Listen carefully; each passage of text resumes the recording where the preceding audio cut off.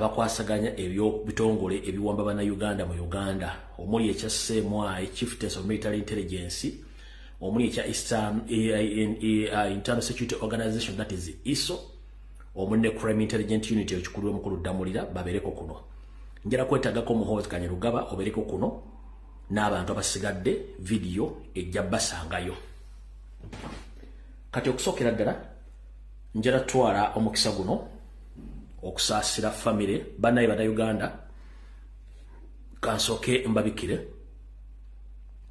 mwenna bana Uganda abalite bagobeda bya bufuzi na mawulire mu Uganda Uganda eviriddwako omu ku banna mawulire abakukutive babadde ku mutindira gw'ensi yonna Muganda Sharks Sali omukulu ono yawanga nkova mu Uganda n'agenda wangalye mu ggwanga erya America era badde ku TV zimwe z'amaanyi nga zo program ya dakola bagita Street Talk Africa nga kwakola program ez'ebyobufuzi nezikwatagana ku kulwana eddembe ly'abantu ku lukalu lwa Africa so Muganda fono actually bambi mukama amujjudde olwaleero yono kitalonyo ddala so tutwala okusaasira kwaffe eri family ye abooluganda bakona emikwano olw'okuviirako muna Uganda ono Sharks Sali abasinga obungi Street Talk Africa mubadde mugimanyi program ene badde bera ku TV ng'esinzira mu Africa Muganda foyo Sharks oba taata waffe mukama amujjuludde olwaleero kitalonyo abadde atawanyiza ekirwadde kya kansa ate nga yagamba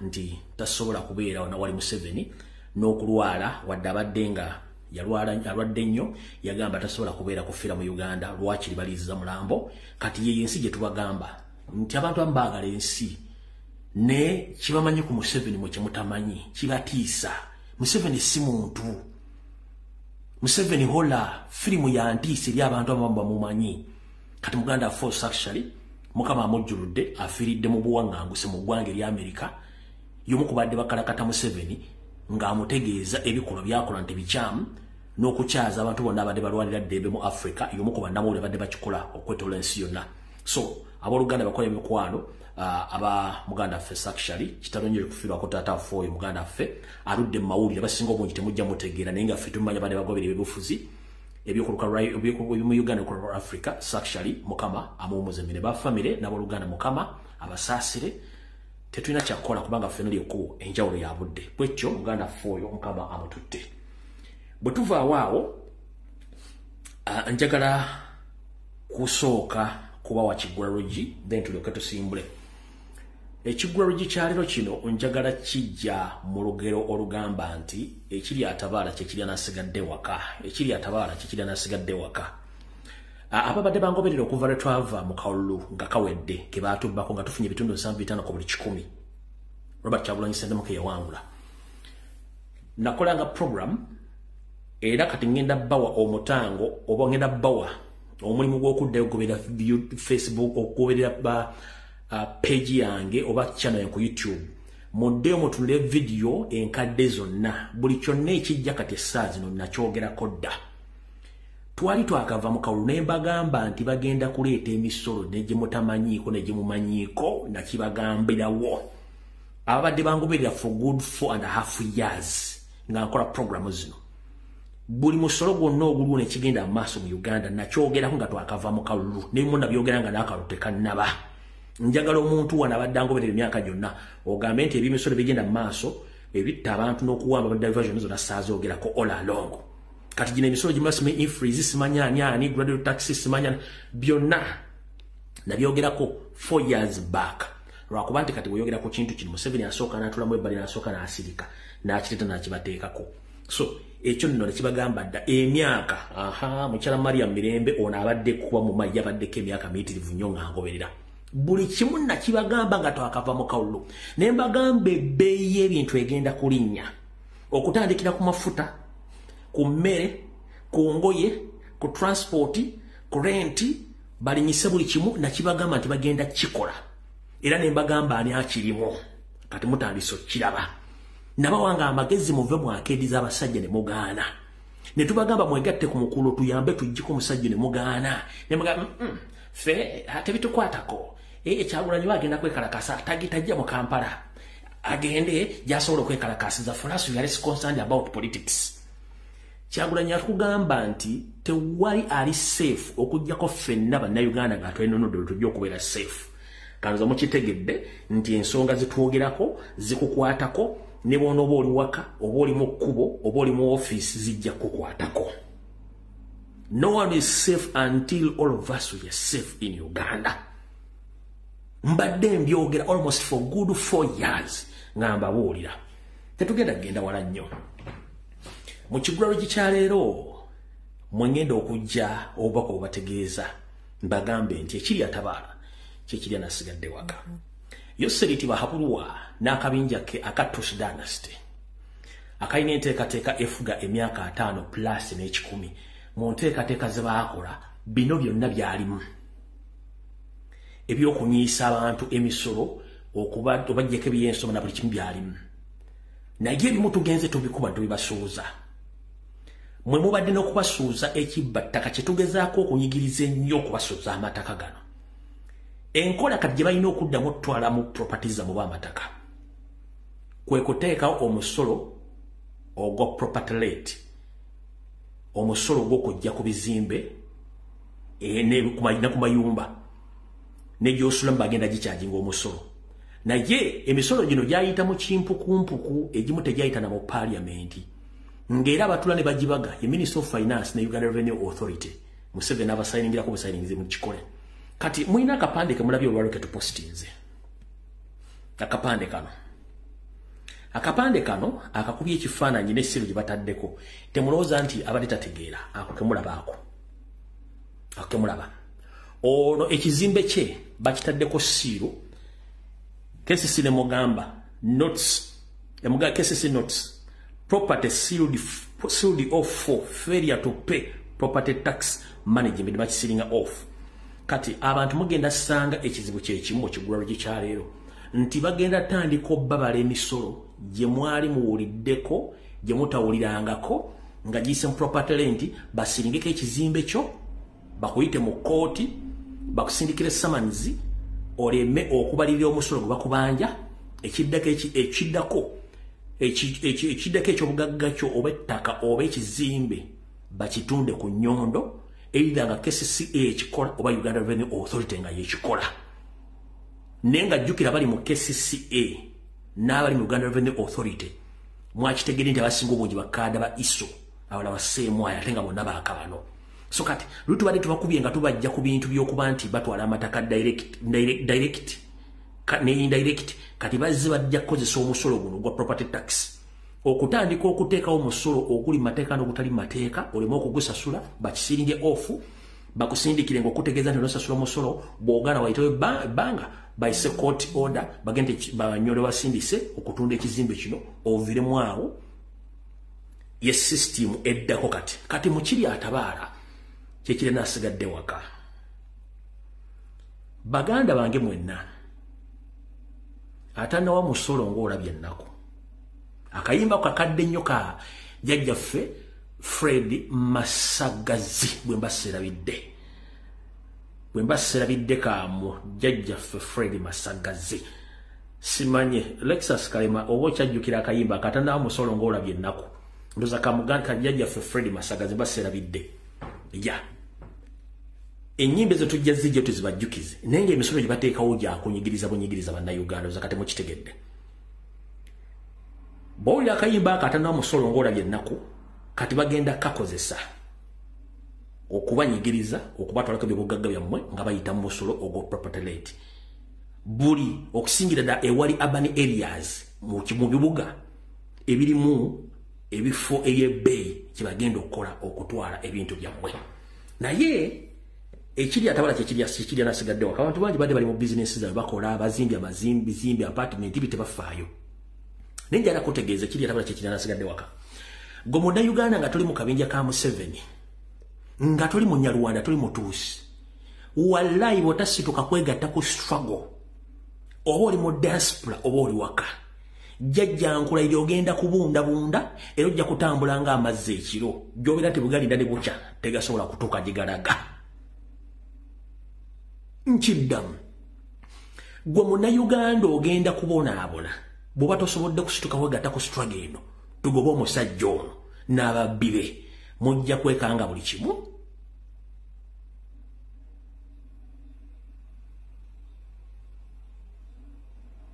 bakitutte naye nga mbadde muwoza tebinkwatako kubanga mbadde mukola bizinesi nga muli seefu mujjukire nti omusolo guno gukkakatako gwe olw'ensonga nti bagwawulamu gwe gw'oyita nti ye mukama wo yetasasula musolo naye ng'ate omulala gw'asasula omusolo ate gwe muntu afuna empola ng'ate afuna ennyo tafuna ki tasasula musolo kale ndowooza kyekibadde ekigula lwegikyaliro katugende ku vidiyo eyatuleese ku vidiyo eyatuleese okusookera ddala njala tusooka okutwala mukisa guno okwebaza baganda affe bonna abadde mu kwekalakaasa mu ggwanga erya Amerika bano wammanga mwebale nnyo mubalire ddala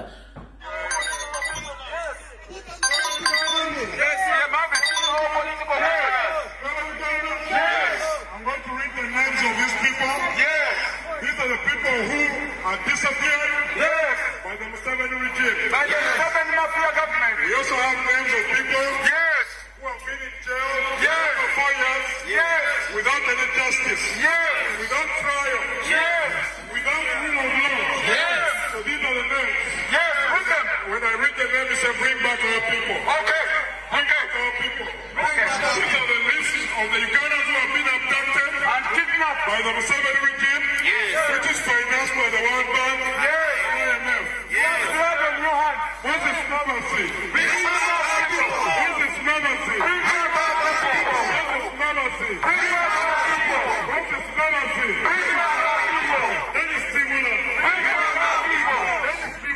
obudde tulina butono nnyo olw'ensonga nti program nagibawadde njala kuzanya butambi buno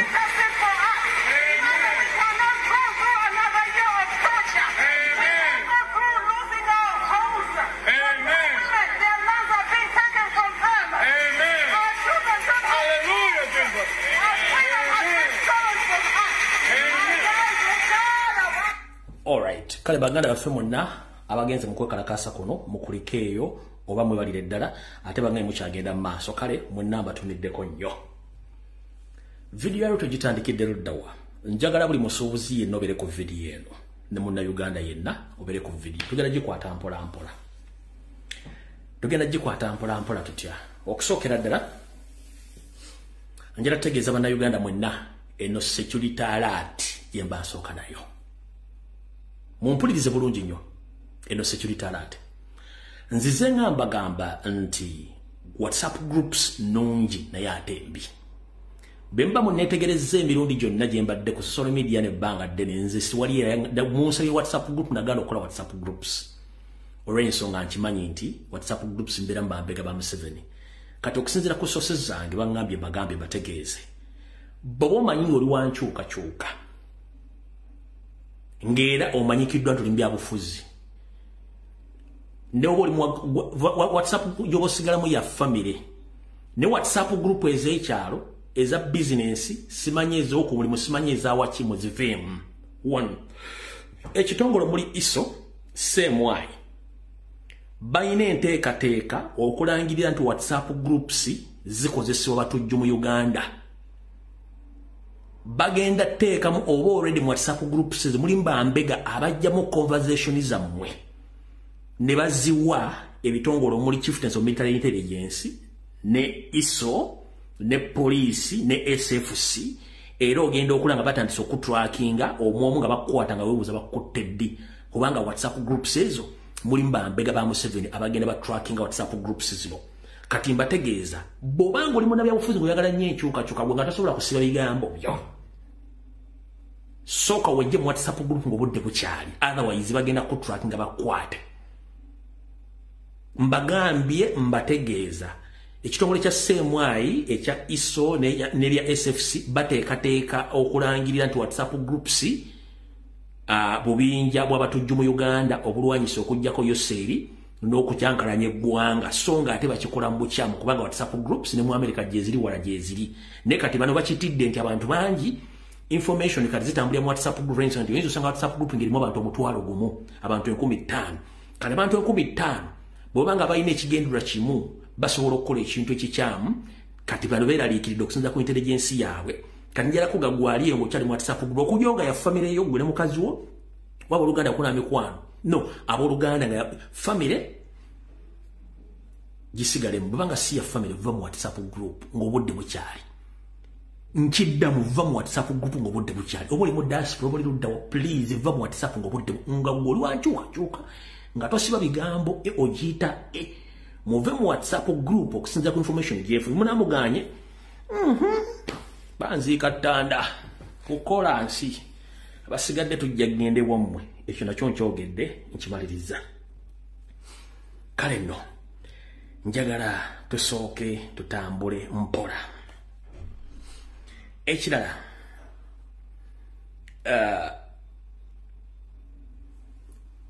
mu system yemu nzize mbagamba mu under Tusi dynasty buli lunaku olukya at least mu 7 attayo abasirikale banna Uganda indigenous 10 buli lunaku naye ng'ayingiza Abanyarwanda abasugga 10 mu bitongole ebya gavumenti ebyokwerinda.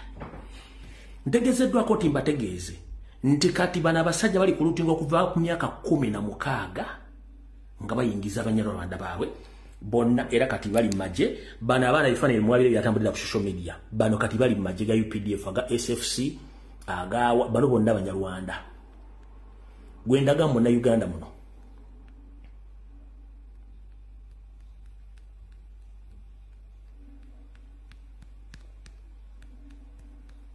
bano bebali kati mu byokwenda by'eggwanga bano bole bulungi nnyo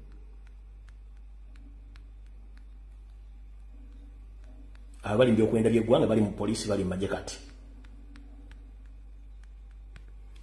kino kivuddeko bannayuganda abali mu bitongole by'okwenda gamba ng'omuli poliisi prison ne UPDF okubanga batandise okubinyika mu nsuwa bave mu maje bave mu poliisi ng'akamanyiro kasusse kampisewo nakano mwenna abasirikale ab'amaje aba prisoni aba police abali mu SFC bono bakanjala buba mutegeere omukulu eyita CDF kati muhozi Kanyarugaba ngali mu office nkyama which billion nga yavona agati agenda bongeza emisala mutandikire kakadde okudda waggulu ebagita decoy oba bakayita kanyebwa banyabo ne basaba bali maje Uganda eri mu katubagiro ka nsimbi oba eri mu kituyita economic masturbation terina nsimbi ku misole giyitiridde obungi tewali bagenda kujja nsimbi kati tebakulya sente nti muhozi agenda kwongera sente no ekintu kino muhozi yakikozesezza okusika eriyo y'abasirikale kubanga Kyagulanyi yali akyogerako dda nti gavumenti bw'ekyuka buli mwagenda kufuna kakadde ono yagadde okozesa advantage si yasoose last year mu mwezi ogwokuna Museveni kennyini yagamba nti amaje bagenda gongeza ng'asembe okufuna sente nnyingi mu maje yali yafuna ofuna bukadde 37 njagala ombulye wano jeno yafuna bukadde 37 awuteekwa wano ku mmeeza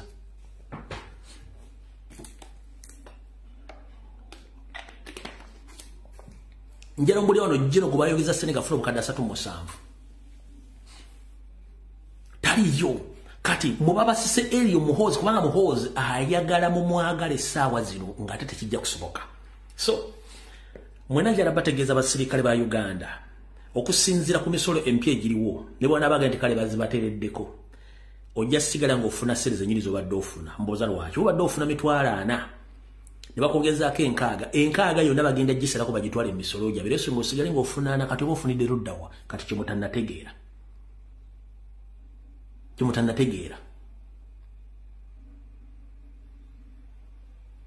mu misolo gyonna egiriwo bagenda sigala ng'abasalako sente zammwe zonna zebabongeddeko musigalize mbadde mulira mukitegedde bulungi nnyo so muhozi tabasiriwaza mu bongeza emisala no akabadde kanyeebwa kabadde abatega awo tuvuddewo kati katandike vidiyo eyatuleese tetulina kyakkola vidiyo tugenda gitandika tutya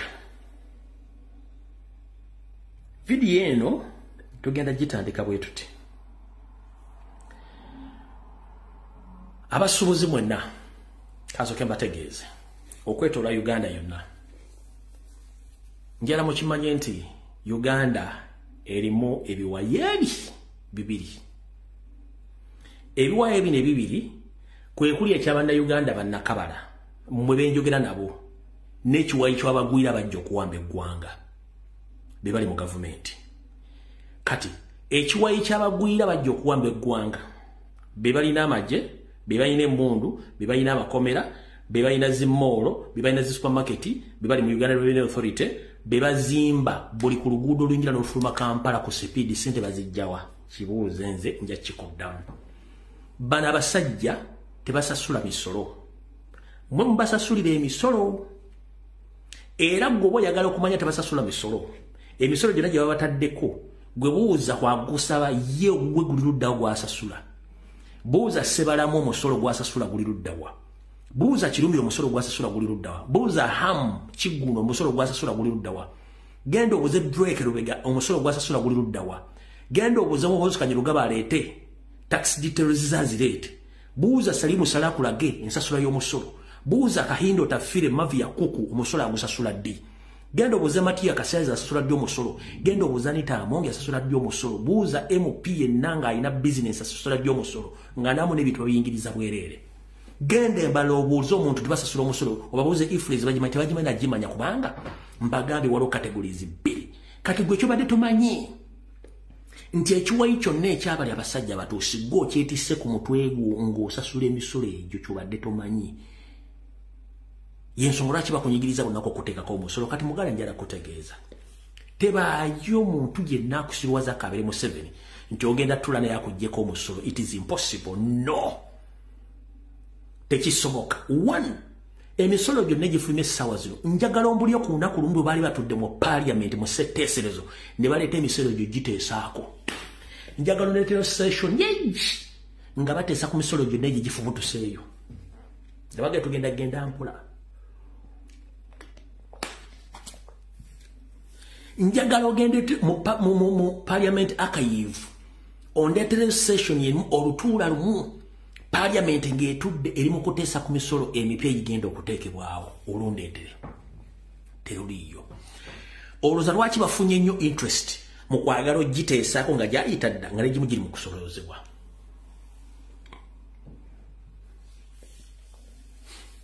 Kubanga mwagaddewo amaduuka mwabuuse bano bakufuna interest eteesa ku misolo gino singa si kyekyo bagita jazzejjo.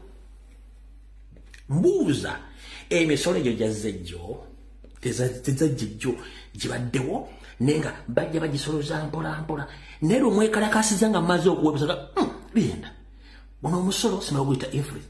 Katande kino kankikuwulire. Yes, omuwagizi wa gavumenti agenda kukubulira agenda kuga nti Ifreeze oba receipt nti it's an application nti oba invoice kuba ne bogenda ku Google Play Store bagita invoice era jja kuno njigambo Ifreeze kijja kuba ogira kanga invoice. Naye sooka obuuzemu ekibuuzo gye baŋŋamba nti invoice bwemba nnyingiza byemaguzi mu Uganda either ndi ku kisaawe Entebbe ndi Busia ndi Malaba ndi Katuna ndi Kakitumba ndi Luddawa buli piisi y'ekintu gye nnyingiza mu Uganda ngisasulira omusolo ne ndyoka nnyingiza ekintu ekyo mu ggwanga okitunda. Lwaki bwe mala osasulira ebintu bye ne mbingiza mu Uganda ne mbiteeka mu sitoowa ne mbiteeka mu dduuka ate gwe jja n'olingiriza engeri gye ntunzemu ekintu ekyo ate noyagala nziremu w'omusolo. Gwe najja akugamba nti receipt oba invoice mbweteekeddwa okuba ng'emontalinga entundayo ensaasayo n'ennyingiza. That is my personal responsibility. I paid my taxes when I was importing those goods. Nasasula omusolo gwange ku border. Kati katugambe ndeese essaati yange eno ntuuse ku kisaawe Entebbe munge nti lumbuyo manyi nti essaati eno munnange ojja sasula $15 naye nga essaati eno yandibadde ya $3 nenkwata $15 nenzikuwa nonziriza ebintu byange nengenda mu dduuka lyange nenteeka essaati eno nengitunda oba ngitunze $3 nze mmanyi $3 bwe ngenda ogasaasaanya kubanga already nakusasula ddala $15. Lwaki olingiriza enjawulo yange ya $15? Teri kintu kingira mu Uganda nga tisasudde musolo ku border entry ya Uganda tekiriyo. Kati lwaki ojja ate oyingirira omuntu engeri gy'atundamu ekintu kye n'ensaasaanya ate otuuke ne ku nsaasaanya omugenti oyagala ssente zimu ku magoba g'akoze. As who, mulekera okumanyira abantu. Ekyo si kyekikulu, ekikulu kiri bwekiti. Tebakulya ensimbi togenda sinkana Museveni alina kyagenda kyusa, tana kyagenda kyusa kubanga ye master plan ne mutabani we Lwabogo ne Salimu Sale. Era agenda bayita mu State House. Nga bagame bagenda kuleta mu abantu bagenda okuwujja obunyama, ekyo ne kigwera. One, first and foremost. Mu mateeka ga Uganda matuufu. Museveni si ateekeddwa okwogera ku kigambo ky'omusolo no. Ziri department 3 esooka ye Uganda Revenue Authority ne Minister of Finance. Bebatula nabo bagenda kunganya batya sente kuba mu Uganda. Mu banda Uganda. Parliament gye mulina okwekubira enduulu kuba Parliament siga eryotongodde erikola amateeka ku lwa banda Uganda. Museveni si yakola amateeka. So mwabasuubuza bagenda okulaba Museveni mugenda kulaba kikookolo talina kyagenda bagamba. One, agenda kikozesa nga political advantage. Nkiddamu mugenda kwetwala agenda kikozesa nga political advantage. Abasuubuzi muze emanyi mbaagala nnyo. Mumudukanye economy kati mpozi mubadde mugamba mutya omusoro mungi. Okay, no problem. Basoka bawe mmere bawe chai. Ayite walika ayite Matia Kasaiza mugamba manyi abantu bano ensonga za mugende muzitondemu. Ayite ne Uganda Revenue Authority mugambe ono si Uganda Revenue Authority nti we abasubuzi bali mu kwemera obunyo omusoro mungi ate betujja mu sente kati mugende Matia Kasaiza murabengeri gye bikyusa mbwe muti mukubengalo kyekyo politically abage yininze kubanga mba muwadde face mu public nti yasobola ne mu mateeka kikyamu kati bwavaawo nga mumaze okuvaawo message text messaging esindikibwa Uganda Revenue Authority ne Matia Kasaiza nga abagamba you dare change whatever is in place. Yeke nyiri wate wana simbolo nga sindika message you dare change what is in place. Nga bagamba temugezene mukyuse ekiriwo kyonna. Nenge no public abalazi nti agenda kukola ku nsonga zammwe nga mugenda kyekyo muze yajiwadde. Bagenda bakuba omusolo omulago mutawulirangako kati kyekyo bwe kiri. Kati abantu balyala Minister of Finance, Uganda Revenue Authority ne Parliament ebisigadde byonna mbokula Museveni. Mugenda ku politikolare. Mugenda ku politikolare temugenda talina kyagenda kukola mateeka tana kyagenda kukola. Kati mba mwagala okumanyi kyanda kyagenda kukola. Akatambi kano twakazanyanga tubalaga system y'omusajja gyako njala mudde mu kawuli olwaleero. Mukawa amatu bwe mmala mbabuulire then ntessimu mu dakiika ntono nnyo. Ono mutabani we Odrek Lwabogo kati baddukanya economy bagidukanya Museveni Lwabogo Geneti Salimu Sale. Museveni Lwabogo Salimu Sale ne Geneti abantu abaddukanya economy ebintu bino byonna bikola. Uliriza programu y'abano nga bwe yali nakati we kyatambula. Nankabira Sama in the Prime Minister's office. Then I let Rugunda go and sleep. I defended Mutaviri, and the bed sure stays there. I made sure Mwakanezu gets the contract going. To get it is a sick man, any time he will be dying. It's going to reach a time when he needs chemotherapy. But you know, when you start chemotherapy, you are dead. You are literally dead. Then actually, I told him never go for chemotherapy. Take any other form of medication, especially dietary medication, if you still want to live. If you start chemotherapy from 4 years, you get 3 years. You further do chemotherapy from 3 years, you get 1.5 years. Then from there, you get 7.5 months. So I told him, just today or not, you leave it at that. And really, things are working out. Okay? And they're moving.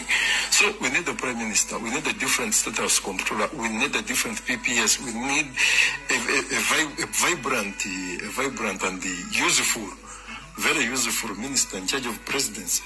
We don't need this silly man. Then when we go to the ICT, the government spokesperson, the person in charge of the media house, should be somebody very reasonable. Very reasonable. Very reasonable. See how Donny Wanyama has been doing his business. Things have been okay. They've been moving very well. Now we have to fight and make sure that we have a very good vision group head. If we fell short of that, then we are not going to do enough. So we still need total control. Now there are particular people we need to weed out to the Uganda Broadcasting Corporation. Because if we leave it the way it is slowly getting hijacked and giving platform to useless things instead of promoting what we already have. They normally want to just to charge me when I take my advice there for my businesses. I told them we are going to make it, and we're going to make sure that the things, work out. Now look at the stroke that happened in Kenya. They thought I'm going to lose anything. Why would I lose anything? But how many people have lost the market? For me, I do my business diligently well. So whatever happens outside that, I don't care. I don't care. These days, the Maremere has made me a topic of the year. Do you think I care? You see, for you, I know. You know how these things have been happening for long. You cannot be that ditched. But just somebody who goes yapping. And moreover, on these useless radios, you go to these useless radios and televisions, which they have no audience literally, and you bash me there, it is okay. It is okay, I don't care. I don't hold any public office that I'm going to be convicted, I'm going to be blamed by anyone, that the IGG is going to summon me, Parliament is going to summon me, I will control, and anybody who proves to be very stubborn, I'm going to hand over of them. We need a different speaker, a different deputy speaker. Let Orania take over. If Ruth fails on her job, I have so many people who can do the job. Sarah rejected. It was like, no, me, I'm loyal to Kada. Said, most of you people from the East are simply stupid. You are literally stupid. But they prefer to work with the Northerners and the Westerners than all of the rest. They do some good work. So we need the URA as well. We need the minister, the fresh minister for... We need what? URA, Uganda Revenue Authority. Kati akatambi katandise kano. Ulira. Transport, you see, Katumba Amara is becoming very powerful. And is being observed and respected by the army. Something I'm lacking. We need to bring him down completely. We need to create a war with the Muzai's Gab, with Kajina. That fight is going to have him kicked out. Let him go back to general services. Or let him get a different ministry. He doesn't deserve to go into works. Let him start some silly things out there. So now the whole thing, you see, when you look at operational regulation, look at this young man called Ham. He wanted to start a project that would humiliate. That would humiliate the general. Sorry. How could such a thing happen really? For you start an agro-processing plant. So the rest of the world will be asking now, Operation Wealth Creation has been here for long. Njagala okubire Hamis Kiggundu esimu mbuuze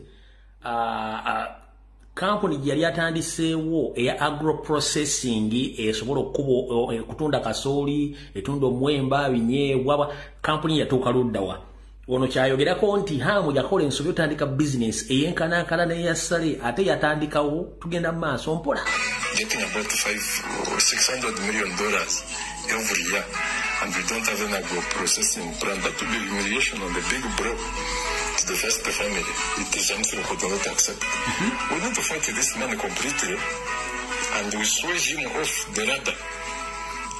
Let him go down there and start, we make him a tabloid man, but let him not feature seriously. He's still too young to be so successful. Too young. The man is not yet 40.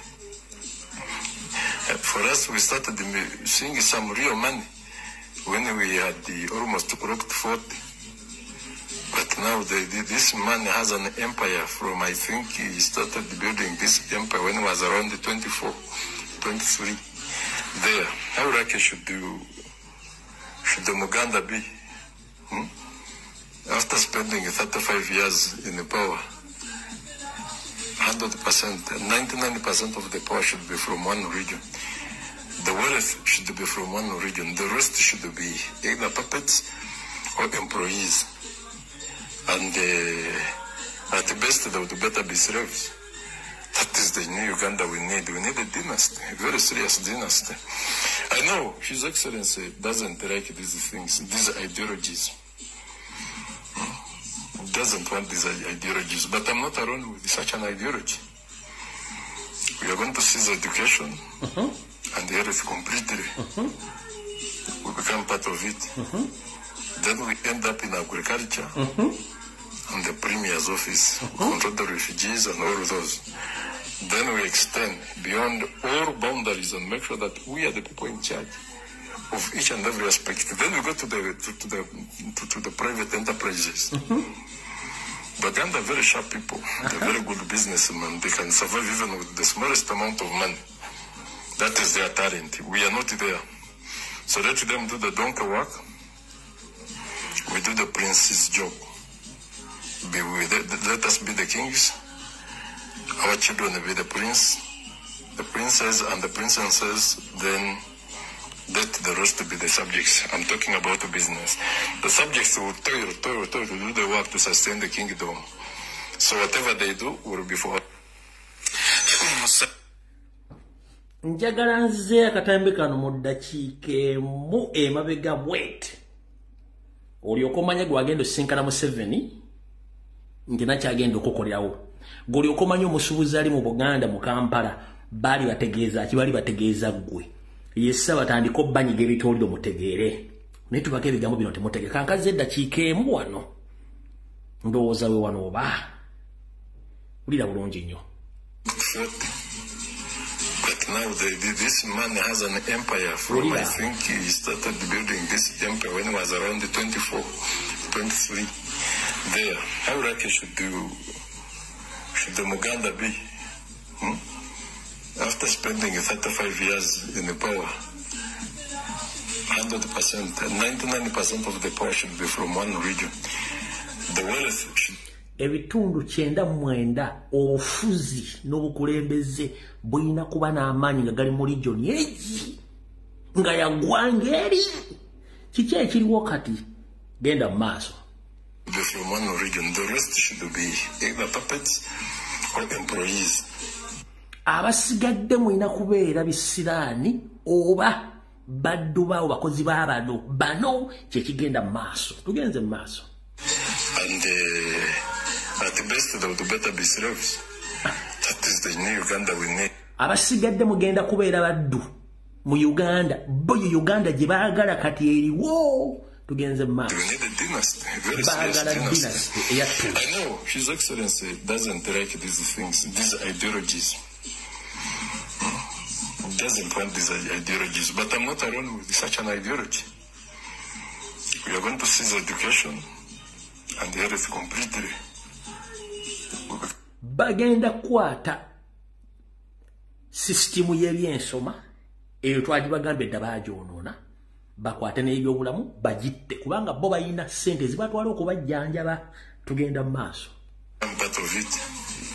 Then we end up in agriculture and the Premier's office, control the refugees and all of those. Then we extend beyond all boundaries and make sure that we are the people in charge of each and every aspect. Then we go to the private enterprises. Baganda are very sharp people. They're very good businessmen. They can survive even with the smallest amount of money. That is their talent. We are not there. So let them do the donkey work. We do the prince's job. Let us be the kings. Our children will be the prince, the princess and the princesses. Then let the rest be the subjects. I'm talking about the business. The subjects will toil to do the work to sustain the kingdom.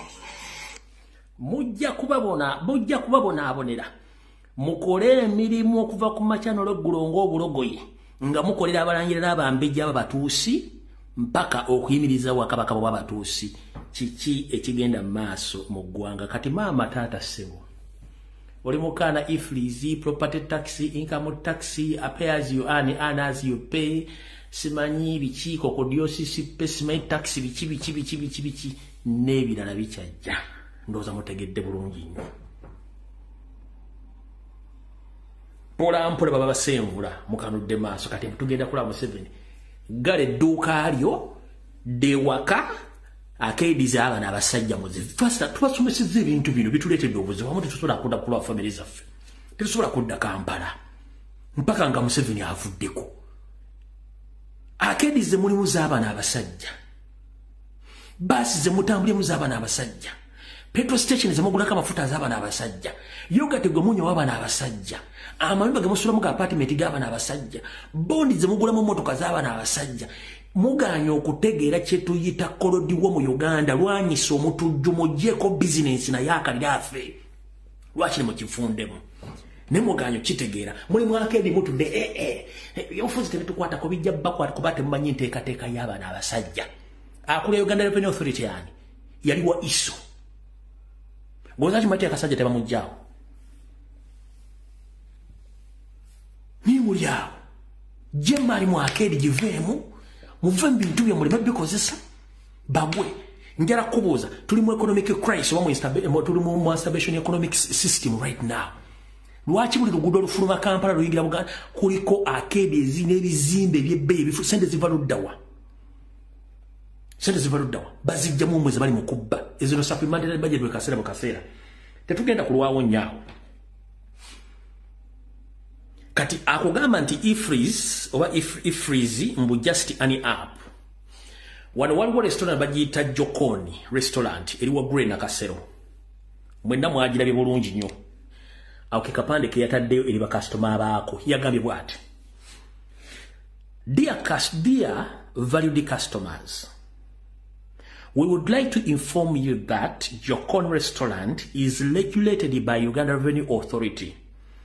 As a result, we implemented the inclusion of 18% e-freeze VAT on all purchases. We apologize for any inconvenience this may cause and sincerely appreciate your contribution towards the government services. Thank you for your continued support.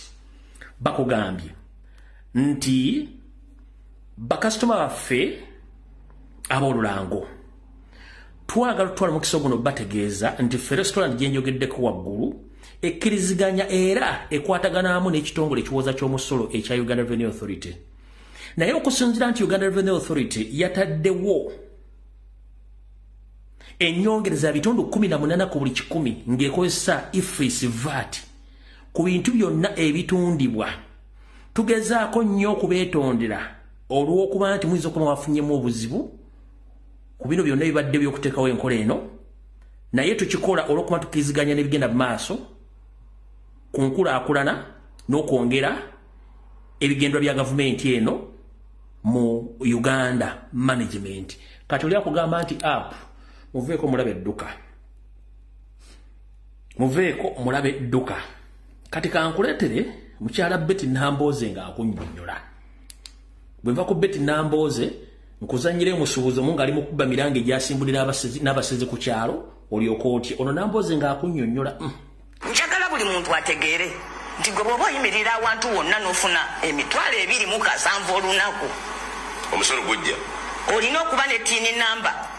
Olwaleero bw'ogenda okuwandiisa ekyapa n'ogamba bannange nze Nambooze naguze ettaka olugenda okukola land transfer bagamba leeta tiini namba.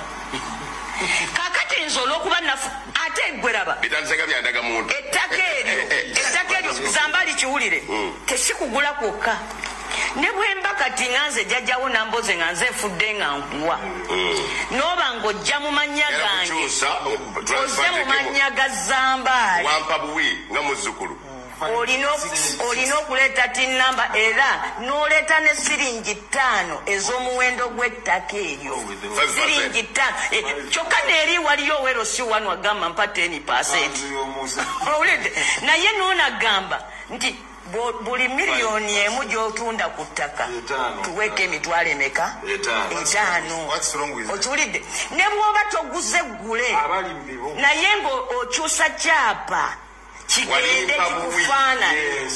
Bano nabayita emukono ng'enduulu eri bo kye baakola baatuula olunaku lumu buli eyafuna tiini namba ne bagenda ne banoonya ennamba yey'essimu ekibuga kata kikwata omuliro gwetukubanja biliyoni 9 gwetukubanja biliyoni gwetukubanja bwe nategeerera nti batabuse omu ku bantu benkola nabo bentambula nabo banaba saasira nga bamugamba tukubanja miliyoni 13 omutima tu ne bamugamba nti tojjukira nti walinako ka botiiki ekireka wakaggala.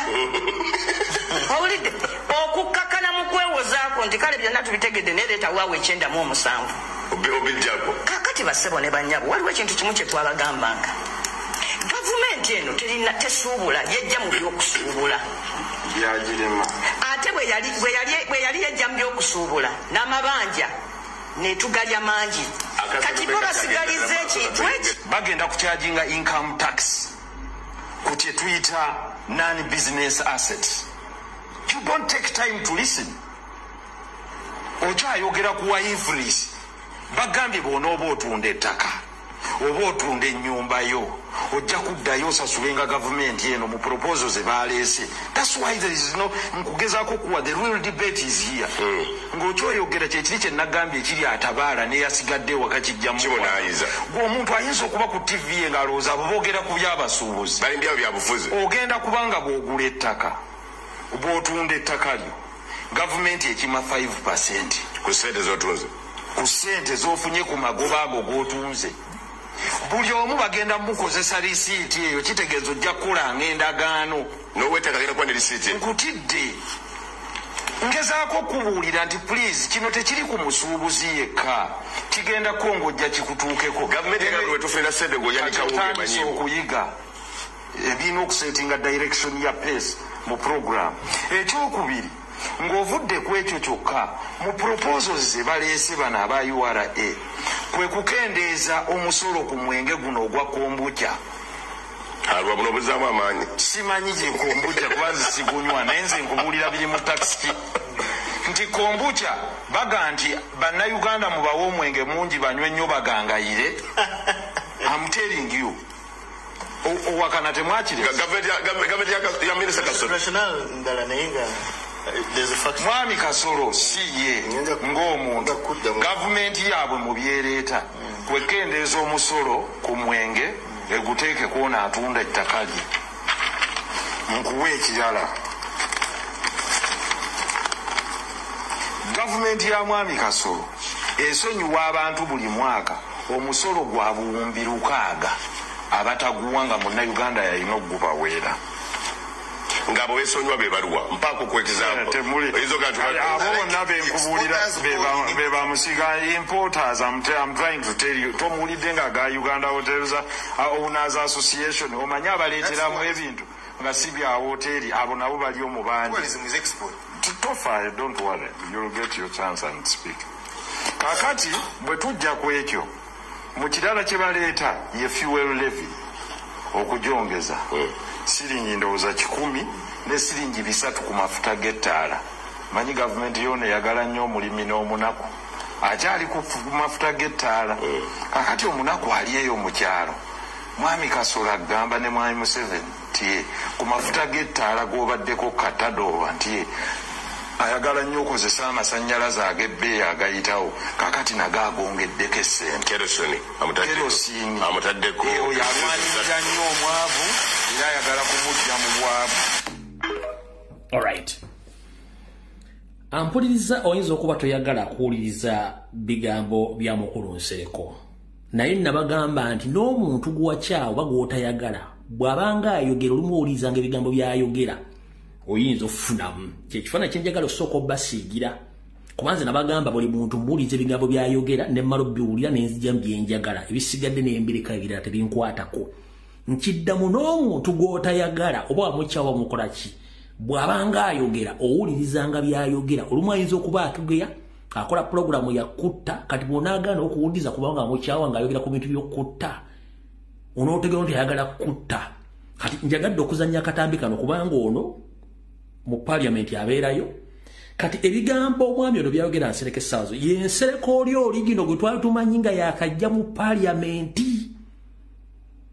yensereka ono gwe twali tumanyi oli gino kati ndoza mukitegedde bulungi nnyo kati abala kyembadde temumanyi banyabo ne bassebo nzize mbagamba ebigambo bino byonna bino babe bapale bazukusebuzukusi byonna bizembi bagamba babigudde mbugo bibagamba badde nzembi bagamba naye badde okimanyi nti amazzi ga National Water and Sewerage Corporation galiko service fees osasula oba ogasiba togasiringa olina okusasula service fee oyo obadde okimanyi nti amasanyalaze gosasula ddenga yakawuwo yakoyo naye aliko service fee oba gamaze mwezi nga tegali kazirungazi nti olina kayaka osangako biro ejja kubeerako yensonga lwaki mwe mu Uganda sanyalaze kampa tegabeerako naye ate biro nejja nga nina okusasula ekibayita service fee ekyo tuyita indirect tax nga temumanyi ebintu bino babikola nga bamanyi nti bannayuganda ebitundu 7 ku buli 100 bonna tebasobola kweyogerera ekirala okusoma kwabwe kutono nnyo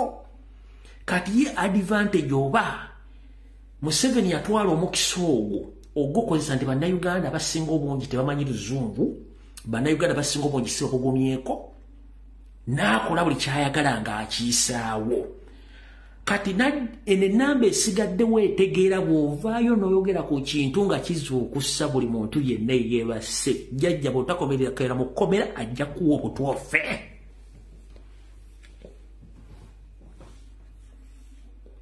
kubanga ebitundu 7 bitala basigadde nga buli bannabyabufuzi n'abala aboogerako kasitogezaako okuzuukusa bannayuganda bali babba agenda kuwa obutwa okukwata okukusiba oba okukuba amasasi ofe kyekyo kigenda mu maaso mu Uganda kati mbadde mukimanyi amasanyalaze gali bategaliiko ogasasulya service fee indirect nga tomanyi as well n'amazzi ga National Water ndoza mukitegedde bulungi nnyo kati ye Uganda gye mbadde temumanyi wenjagadde mbategerezaawo kati wulira omusuubuzi ono ngenda kuta amasimu wulira omusuubuzi ono ng'akunnyonnyola mwana waabwe wala muto ni mukambwe nnyo okusinziira ku bigenda mu maaso mu ggwanga wulira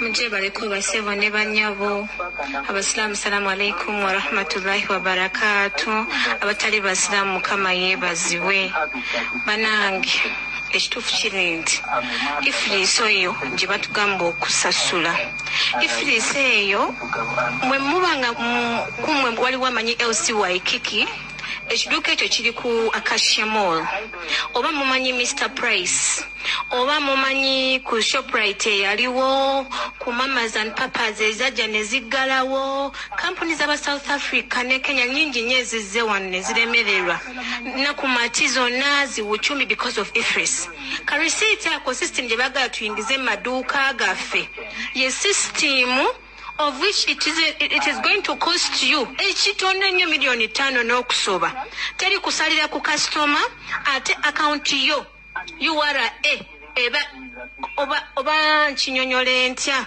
buli kyotunda kyonna directly URA bekifunako kati example ze baagala okututeekako for example nga LC Waikiki nti buli kyotunda receipt ejango URA ekoze eki ejeko percentage yayo LC Waikiki tesasula import duty LC Waikiki ebintu olubireta direct nga bigenda mu warehouse zaabwe nga basasula IFRIS supermarket ezo zaba zisasula IFRIS naye supermarket ina msolo mulago esasula apart from the rent it pays era bwe wetegeza ne receipt zaabwe zili already connected to URA which they want to do to us but tebasobola to exploiting akutuuka kwekyo banange tuzenga tunyigirizibwa naye lwakuba nti kaffe obwongo bwaffe bwatondebwa nga bwakunoonya ssente ne tubanga n'obudde obufuna okukaanira ebyo ebintu tetukyabifuna ne tubadde maduka nga tusumagira n'ebintu bye batuteekako byennyini tebateekeze na time kuyita mu katale kulaba oba ddala tukola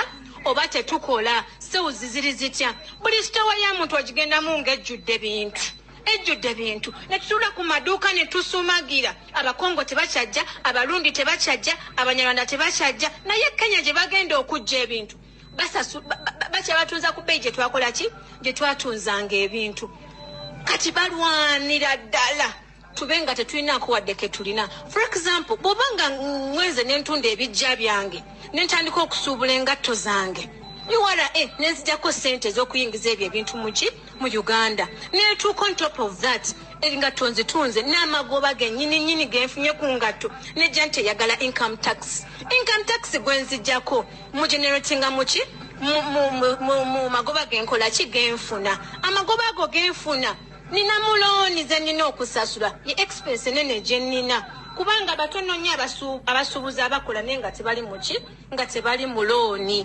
naye ate nga in actual sense ebintu bagamba nti bagenda kutusomesa muteekewo maaso abiri tebagenda bikutusomesa kuba we bitusomesa fully at the end of it all tujja kukomekereza nga tetusasudde n'ebyo ebintu.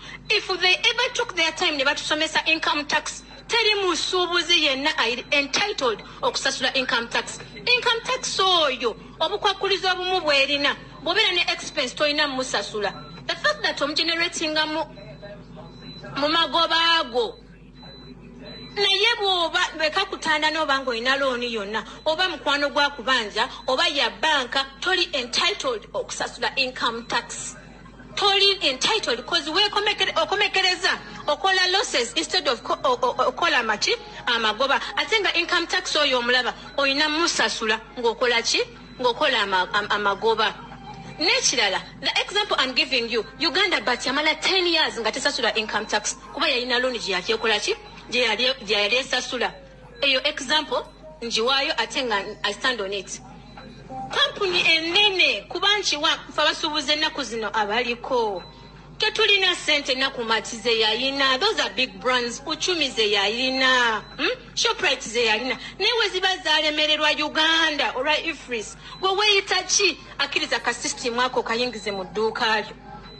Ezo system baziyingizanga olina pharmacy mu pharmacy tebabagaininga nti nsaliraako ze bagambye zosasula kabisiti ne kafuluma. And of which is enforcement batandika okuteekawo beekwasa nti no enforcement baziteekawo because there are some people who claim they pay and others don't pay. Balimba. They are promoting corruption because at the end of the day omusuubuzi gubagenda okusanga nga talina receipt omusirikale amugamba mpayo kyompa okole ki oyitewo. That is promoting corruption. Ate nekirala tuwuliriza radio, tuwuliriza press releases, tuwuliriza TV. Bonna conclusion zaabwe batumanyira mbusimanyanga ifirisi tavaawo kyetugenda okola tugenda basomesa kuddiru ki nkeera ku makya I sweat my ass off nenoonya sente government terina wadde n'ekikumi kyenteeramu naye nejja with audacity eyagala n'okuteekako siiru ku dduuka lyange kuba sisasudde income tax. Naye muntu oyo zange ontereko siiru income tax omuleese bagadde mpola kutusiro bayingizewo VAT. Okay, ekya VAT kituyamba nti no in the future they'll exempt you from paying withholding tax. But exempting me from paying withholding tax tekigenda kola nga some of us tuchagira mu container z'abaliida okutyako nga gwe wesasulira emisolo gyo ate ng'ensendera ze bagamba ze bakopa ezaakulaakulana ezo ssente balina ozikuddiza.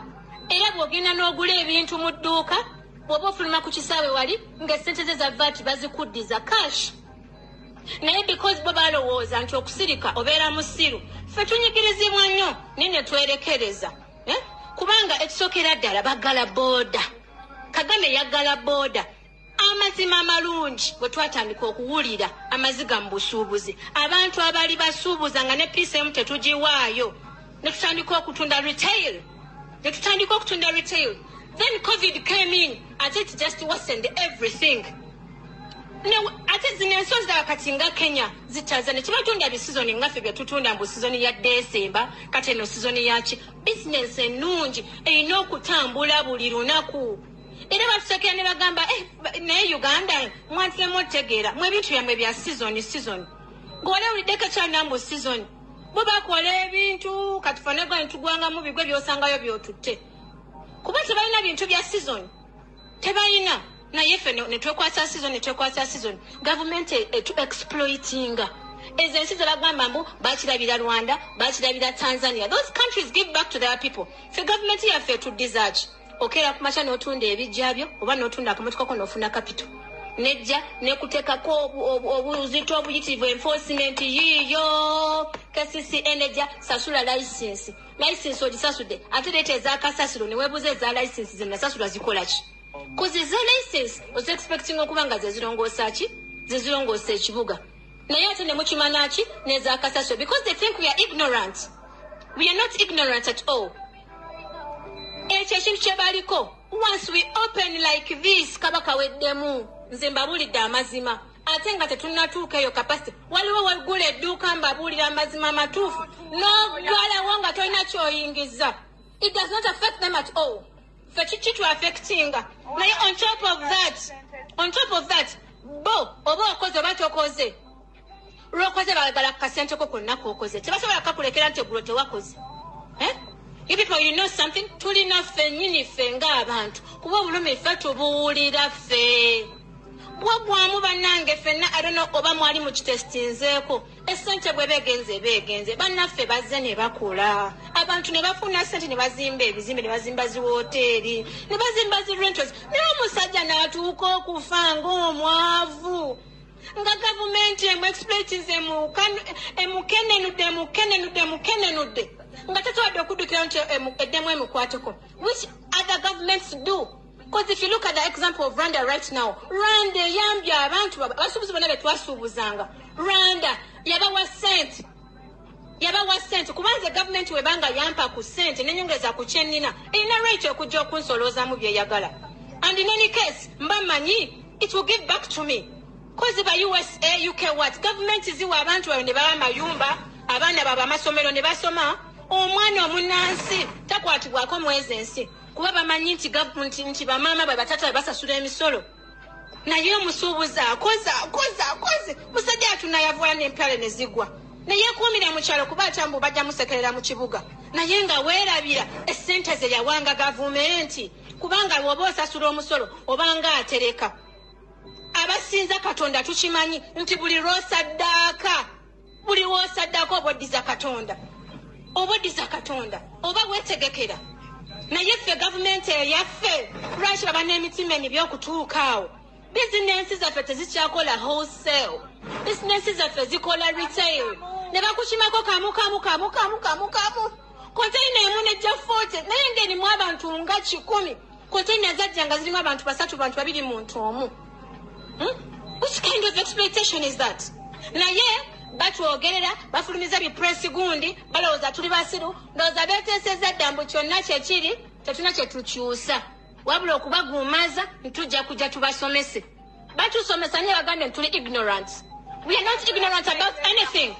Era nekyo kipresi release twakisomye nga twalivamu abasuubuzi bagambye vati threshold bajongeze from 150 million to 1 billion mbu ba reducing from 18 to 16. No, ebizibu byaffe bituufu omusuubuzi akeera ku machana agulawo edduuka n'atuula ffe twakolanga zagendanga okuwera ssaawa 5 ssaawa 6 ng'osobola n'okunyuka n'ogenda ewaka naye bakasitoma bajja after lunch bakasitoma bajja afternoon ate nga lumu na lumu abakima kamu.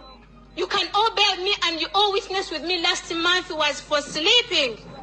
Kudozinga. Ezo sente tugenda zijjawa. Era kintu kiko bengo osubudde saati. Esasula import duty, esasula income tax. Huyo ifiniseze atolina okusasula license ya KCCA osasule land road of which land road kuliko ne VAT. Huyo VAT ali ku gundi ya import duty bagala tugumaza balete wano VAT omulala bali ebabiteekako tebasasula musolo gwe tusasula oli final koshima agenda okufuna ekyo ekintu nga namusasulidde emisolo. We can only pay increase webanga ebintu byaffe tebisasula import duty nga bwolaba zo companies ebintu bigenda direct at owners then they verify, and then they start paying that if it's nonsense of theirs.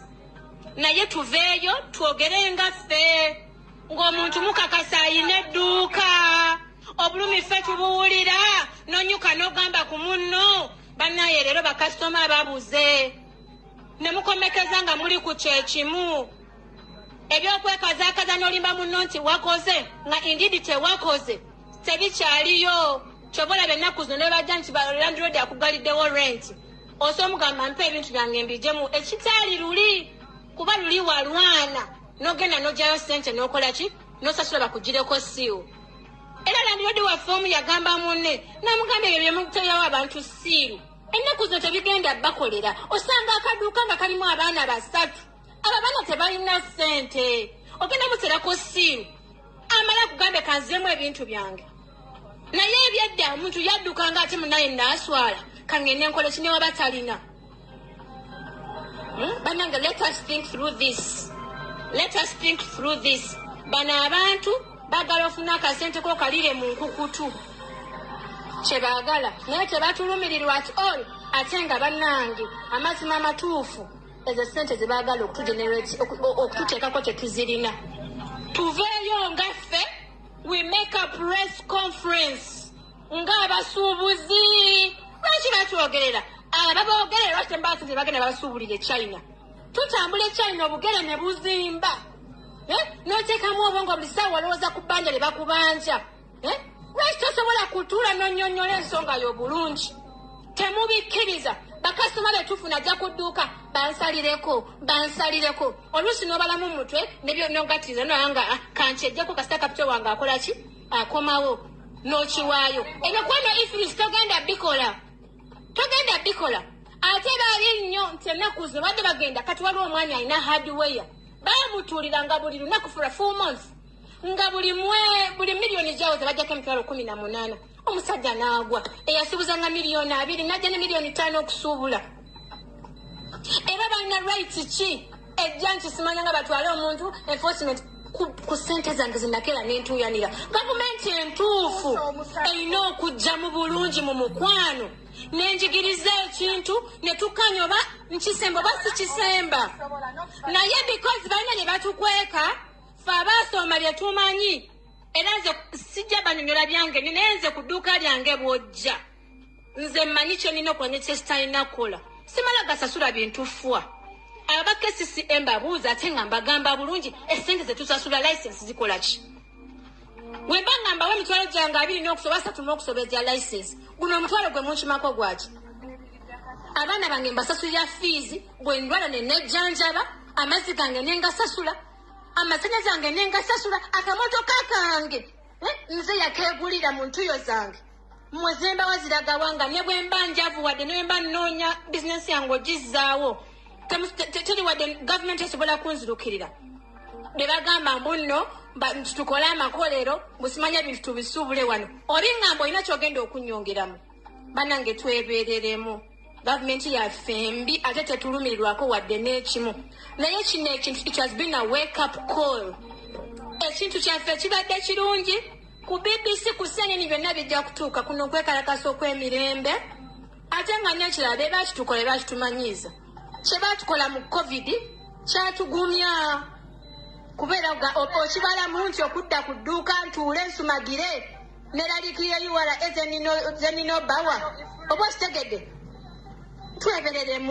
twebereremu bata yajja wano bata yali wano nga it makes good shoes naye bata netuuka okugwa ekkolero nelituuka n'okugwa gavumenti yaffe teyalina wadde n'omukono gwe yabateeramu negenda bwekyo kati ne bata nayo baimportinga ngaffe ne bagenda ne bakozesa ebintu ekyalina Bangkok wa ne bayingiza engatto bata ya Kenya yeekyaliwo beekolera engatto ne bw'oba oleesa kyuma nti ogenda kikozesa nti kikole production batandika okitakisinga nakitama nakutandika kufulumya bintu which kind of people are those kati we look at rental tax okumanyanga byo be bakola byo simanyi bambira mungu abasasire rental tax nga tonaba wadde kusima musingi kasisi eja nekusaba ki n'okisasula ssente naye era neyiwa yazze n'impozinga munaleeta kwegamba balwanisa munauganda yavuwale sibitegeera amazima amatuufu essente za ifilis tetuzirina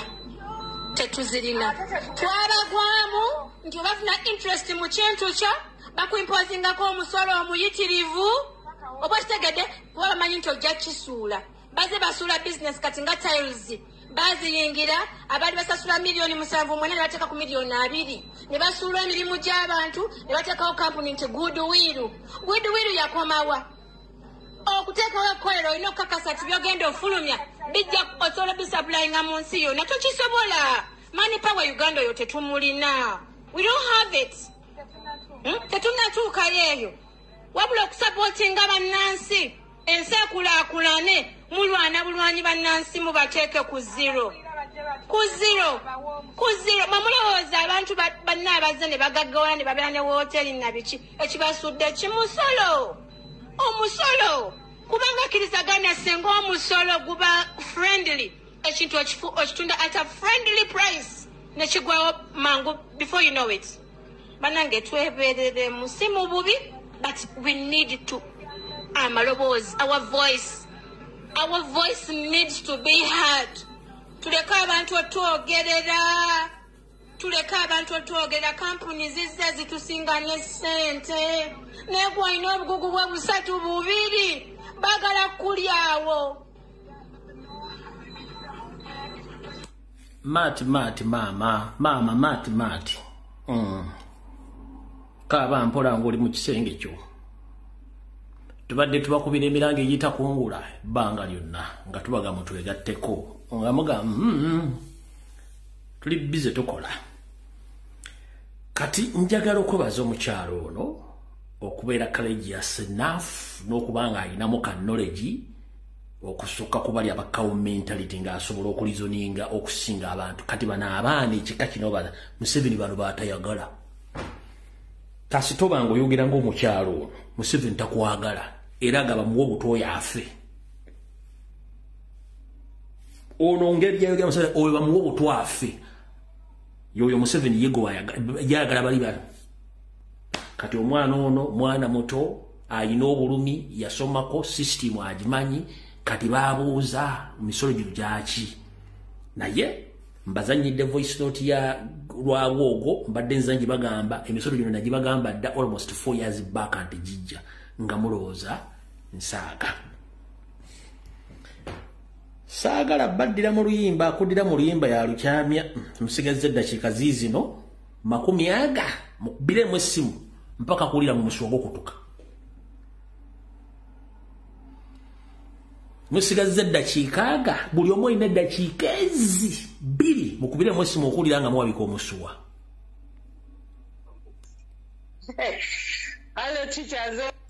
byangu wano yita mu bwangalo gamujjawo webale nnyo tuweereza omukyalo oyo ayogedde bulungi nnyo kati omukyalo nze mbadde mbawanga advice kubanga wabagamba dde abasibe w'amaduuka bafulumemu bagende abadde mu kyalo oba banonye ka business naye nze mbadde mbawa advice ne online business zisoboka kati bwebaba bagaddewo amaduuka nga basazeewo okuggalawo amaduuka badde awaka ba opening online business batandika okutunda ebintu byabwe ku online bave kwabo ababalumya emitwe abo abasajja. Secondly, online business eba ekola bw'oba olese essaati yo n'ogiteeka ku website yo n'oteekako akasente maybe somebody can okulaba essaati eyo oba empale oba engatto n'okola ki business n'etambulira awo kyo kimu n'abo bajja kubuuza nti naate fe ab'obuwunga mukyere biki byonna bigenda ku online kasita oteekako sente n'ogira kubanga kati fene Bulaaya amaduuka g'abaddugavu babikolera online n'obakubira n'obagamba mperezaayo kiro y'amatooke n'omperezeeyo nalabyo olina obuwunga n'obidelivaring ew'omuntu oyo kale ne buto yange kyembawa nga bakyagaddewo pointi ey'okubiri y'abayima kati bannayuganda mukirabye abayima abo twabasomako nga tukyali masomero. Those are the people abatambula n'ente zaabwe nga they're looking for pastures. Kati babadde batambula mu Africa yonna. Bannayuganda kati bafunye Uganda. That's why baagala kutwala Uganda bafune settlement yawo. Okitegeera. kati era bwe tutwalwaneko baagala kutwala East Africa yonna kyobola abeegabanyiza mu Kenya Tanzania kati wano Museveni ye bw'ayagala okuleeta n'abayima bonna ate those abayimas batuusizi era bwe basetolinga they don't go away era lwaboogo kyayogedde they are gonna make us slaves kubanga nzijukira sometime back nga bakyali mugundi akatabo kako ka Museveni akuke yawandiikamu n'agamba nti no my people are suffering nkubulire nnyako naye kati abantu suffering kati anoonya settlement tujja banyampira linda very soon webale nnyo mukama kuumi kale nawe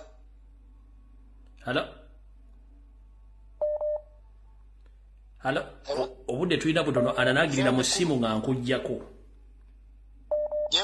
kale ssebo naawe gyebaleko oyo omuwala yasoma amazima genyini asiga ne commissioner wa revenue owulidde ensonga zonna zayogedde talinamu kyo ensobi byonna gyakoze owulidde so ebintu byonna abasajja tebakola babipanga naye singa abasuubuzi bamanya nti tebabaagala bandemere ku nsonga eyo gye baliko neba nga bwoyogere tebanagenda w'omusajja kabaka wedde so banywere wenyini oyo omuwala yetaba kubeera commissioner wa revenue oyo omuwala owulidde ensonga zonna zanyonyodde zonna abadde yasomesa kati kimwagala ki ekirala abasomeseeza ekyokukola kati banoonya kimanyi amagezi kinatamala babiveeko be banoonya kimala kale toyanza nyo ssebo halo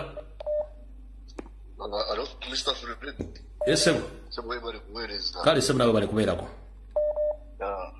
ssebo ndi musajja munyarwanda yes ssebo kweka identity yange nene babuulire mu Lunyarwanda njagala oyogere mu Lunyarwanda kale ngenda kwogera mu Luganda ngenda kubikyusa mu Lunyarwanda okay ebyo byonna bimulaba mu Uganda byonna bipulaninge His Excellency Kyagulanyi yabagamba tugende ku street abantu ne badda mu zaketi zaabwe kati essaawa zino be bali mu kukaaba solution eriwo nti mulina kwekalakaasa olabona omusajja ata bazadde be famire yonna yonna omusajja munyarwanda yatataakawo yatta ne maama we kati mumulowooza abaagalanga nga baani kakati fule ngenda kukyusa mu Lunyarwanda lukyuse bagambe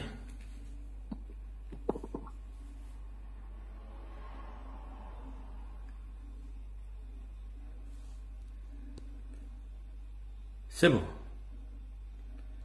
ati wagenda alo kale nyabo nawe gyebaleko munnawe bw'owulira akaodiyo ka lwaboogo ng'ayogera abasuubuzi njagala okubagamba tewali Museveni kyagenda kukolera yadde naako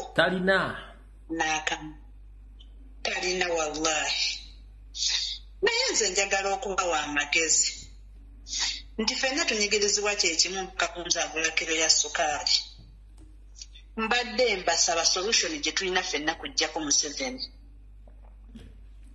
kubanga bwe tunamuggyako kimu kigenda kutereera abantu bano abasigadde baguddewo nabana abateesa okugende wa Museveni be tulina okusalira amagezi nze bwe ndaba kubanga tewaliwo solution yonna okujjako nga Museveni avuddeko naye Museveni bw'atavaako buli kimu kigenda kusigala nga bwe kiri kubanga audio mugiwulidde bulungi bannange abasuubuzi mbasaba tusituke tujjeko Museveni ye solution gye tulina mu kwekalakaasa kuno kwe tulimu right now nze mbabuulire otherwise tetugenda kutereera n'akati mu Uganda yaffe kabaka nga awangaale Mungu amunkuumira sebo jake simu sayide kale sebo na wewe baramusaba nansi bannayuganda bannange mwenna bannayuganda bannange tusituke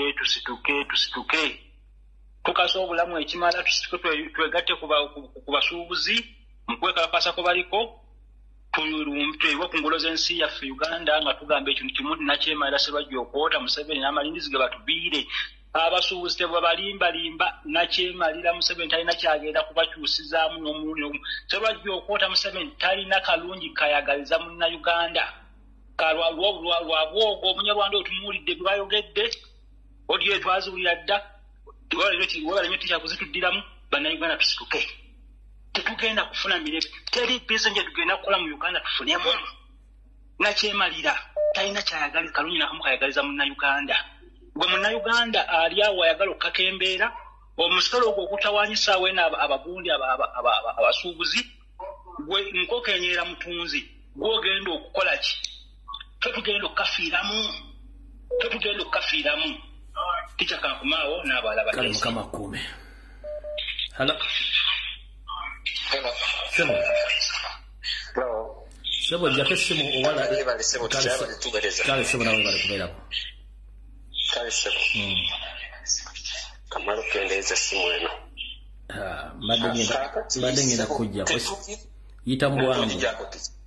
Tetulina ngeri ki yonna gye tugenda kwegayirira Museveni yalina okutuyamba eyo ensonga alina okukola kw'ezo ensonga revenue yeyina okukola kw'ekyo kati ekizibu kye tulina kati mulimu abantu abagenda baggulawo naye abo abagenda baggulawo nga mu amaduuka agamo mugagula oba mu omusolo mulaba nti ensonga gye tuwanyira tebakwatako tugenda kukola bwe tuti era ekyo tugenda kitandika essaawa yonna era bwe kikutuukako gwe totunenyeza kati kwata ecupa yo nene ya giraasi teekamu omusenyu teekamu peteroli teekamu olutambi kati gwe bw'osanga edduuka lyonna erigule kubana abagezaako okutulaga mbu batubyamu olugwe kwata ecupa yo koleezaako akabiriiti kasuka mu dduuka eyo essaawa yonna kijja era mukimanye abagezaako okutulaga mbu tetulina twegayirira ki byebyo tikyebyange Mukama kuume.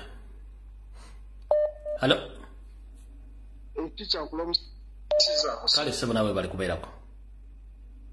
Kale sebo ticha kakati ku mulama gwa leero esigala nagenda wala nnyo ticha credit yonna egenda gy'oli. Olw'ensonga nti for the last 4 years ebintu bino badde oyogera abantu nga amatu bagataddemu pamba kiraba naye kati essaawa zino abo abakulembeze b'abasuubuzi obagenda ne bateesa ne Museveni bagenda bawabuwi ssente bakiveemu katonda omusuubuzi wansi akiikirirwa talina kyagenda funa wabula basigale nga bagadde amaduuka bannayuganda tusituke tuve ku Facebook tuve ku ki tulombe omusajja Museveni ekizibu kya Uganda tewali muntu malayika kale sebo toyanza bisa naye kati eyesebo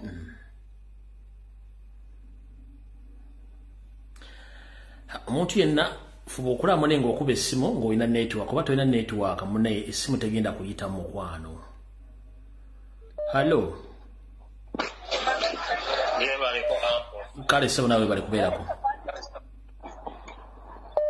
Amanya mbitibwa Buganda Magoba. Yogera nga ayina amaanyi teeka mu vibe. Ampitibwa Buganda Magoba. Ekisookera ddala njagala mbulire bannayuganda nti waliwo ekigenda mu maaso kye batamanyi. Bakwata amagye 50,000 ne baziyingiza South Sudan eyo munda simanyi oba bakwekayo gaaki naye ekyo bannayuganda balina okimanyi. Amagye 50,000 baziyingiza South Sudan munda eyo ne bazikweka eyo. Tetumanyi nsonga ki eyo kyekisooka.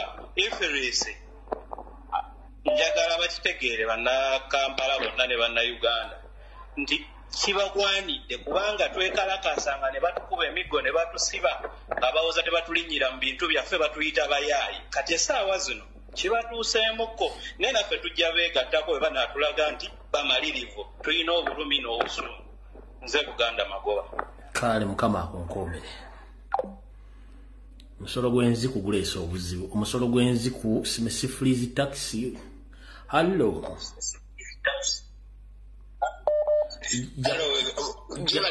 Kale sebo nawe gyebaleko jjako essimu yo ba TV. Ngigyeko laptop. Nkwebaza okuweereza ne neebaza n'omukyalo oyo eddoboozi ly'ozannye ate era n'erya lwaboogo lw'osoose okuzannya. abantu obalaze ate era omunyarwanda kyalowoleza abasuubuzi ate era n'omukyalo oyo asomesezza nnyo era omusuubuzi bw'aba wakuyigaayige omunyarwanda talina kyakwagaza talina kyakwagaliza okugjaku okwavuwaza ekirala omukyalo oyo agambye olwedde baabaggalirako dda olwa covid kati kino kyekisoose baabaggalirako oba mwaka kumpi myaka 2 nga temukola nakati mutuule owaka temugenda kwekalakasiza myaka 2 ng'egya covid mwali mukiteesitinzeeko mukitegeera nakati mubeere eyawaka owatali kwekalakaasa Museveni talina kyagenda kukolera Uganda oba basuubuzi nabana abasuubuzi abakulu bammwe abagenda okugenda babatirisizi abo Museveni ajja bawanga bo simba wakati awo ukankubuli abantu bano nabakulembedde abasu mulimu Kabanda statement ya Kabanda tekwatagana na ya Sekitto eya Sekitto tekwatagana na yani ne ya Ntale bali basatu bagandi bakulembedde abasuubuzi statement ya Kabanda tekwatagana ya Ntale era Ntale tekwatagana na Sekitto kubanga bonna ba state mafias tubamanyi kati gwo musuubuzi goli n'ekizibu bali bekutegerera ono omwana ayogedde statement gyakoze almost for 13 minutes bw'omugata n'aba revenue authority bonna balina kubwa kiwoko ne bateeka kuba ebibogera tebabitegeera genda maaso fundikira mu dakiika emu. Yes, era nabalage wano ba Sekitto bakubagana ne Kabanda kati bo wennyini bakubagana bagenda bateesezaaki era omukyalo oyo nga bwavudde waggulu mugendere ku ky'omukyalo oyo abakiwulidde n'abanaawuliriza gundi eno live eno nga oluvannyuma muwulirize nnyo omukyala kyayogedde era mugendere ku by'omukyala kyateesezza otherwise owatali kwediima owatali kulaga Museveni kyemuyitamu tewali Museveni kyagenda bakolera okujjako mujjako neyanzizza nnyo neyanze omuntu yena gwe nkwata n'owulira nga toyiseemu oba tolina network onoosonywa bannange mwangu tugende yena akuba direct call oba oli oba okola nsobi wa direct call osobola kukwata. Hello. Nze teacher. Enyamu. Nze nsanzedde wano ku master we Nansana. We Nansana yogira niteeka mu vibe. Yugiza maani. Ensonga genda eri ababaka abali mu parliament abeefula nti bo baliyo okulya buli ssente. Balaba n'abayita ab'ebitiibwa bampuugadde mapuuga abali obuli omusimbi nga abasuubuzi tuli mu maziga tukaaba naye nga batera mu musimbi gwendo tukuŋŋaanyaamu gwe bagenda okwegabanya tewali kikolebwa tewali development yagenda ka Panado malwaliro nga tikaliyo tetugenda kukkiriza misolo gyabwe gye batuteekako tekigenda kukola era buli musuubuzi yenna waali tukisimbire kuuli twongere okusiba amaduuka gaffe buli muntu yongere okusiba edduuka lyo omwaka ne bagiba myezi 2 twali tugagaddeko emyaka n'emyaka 2 abali mu parliament esente zonna zigwera ku bo buli kasolo ne bayongeza abanyarwanda ne bafuuka abanyarwanda bo ne baba nga tebawa misolo so tubaweera emisolo kano ke kadde naffe okusituka tulwanire wamu kale nyabutoyanze Hello. Ticha bali kuweereza. Nkali wa Luganda bali kubeerako. Kakati ticha tusima emperezaayo.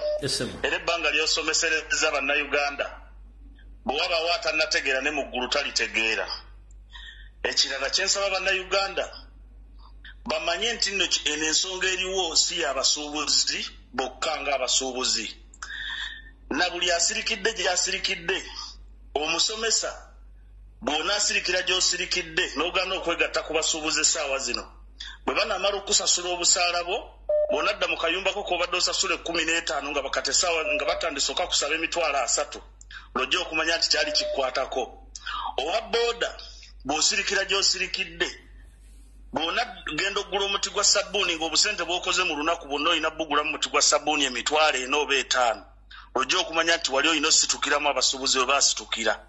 Na buli ssekinoomu yenna waali mu Uganda essaawa zino abasuubuzi bwe mutabeegattako buli omu ajja kiro zaako nga kitandise omutuukako. Essaawa zino kikutte musuubuzi abamu basakanyiza bbali n'abavubi na buli omu gwe kikwatako bwe mugaana ositukiramu beegattako essaawa zino olinde kimala okukutuukako kigenda kukutuukako very soon nga kimaze okunyweza omusuubuzi omanye nti naawe kyali kikukwatako buno obutwa bwe batabudde tebutta musuubuzi yekka na buli nswera egenda omumugwako eteekwa okugenda mukama ayongere okukuuma naawe akuumi bw'olaba yona ne kakutwale weewaawo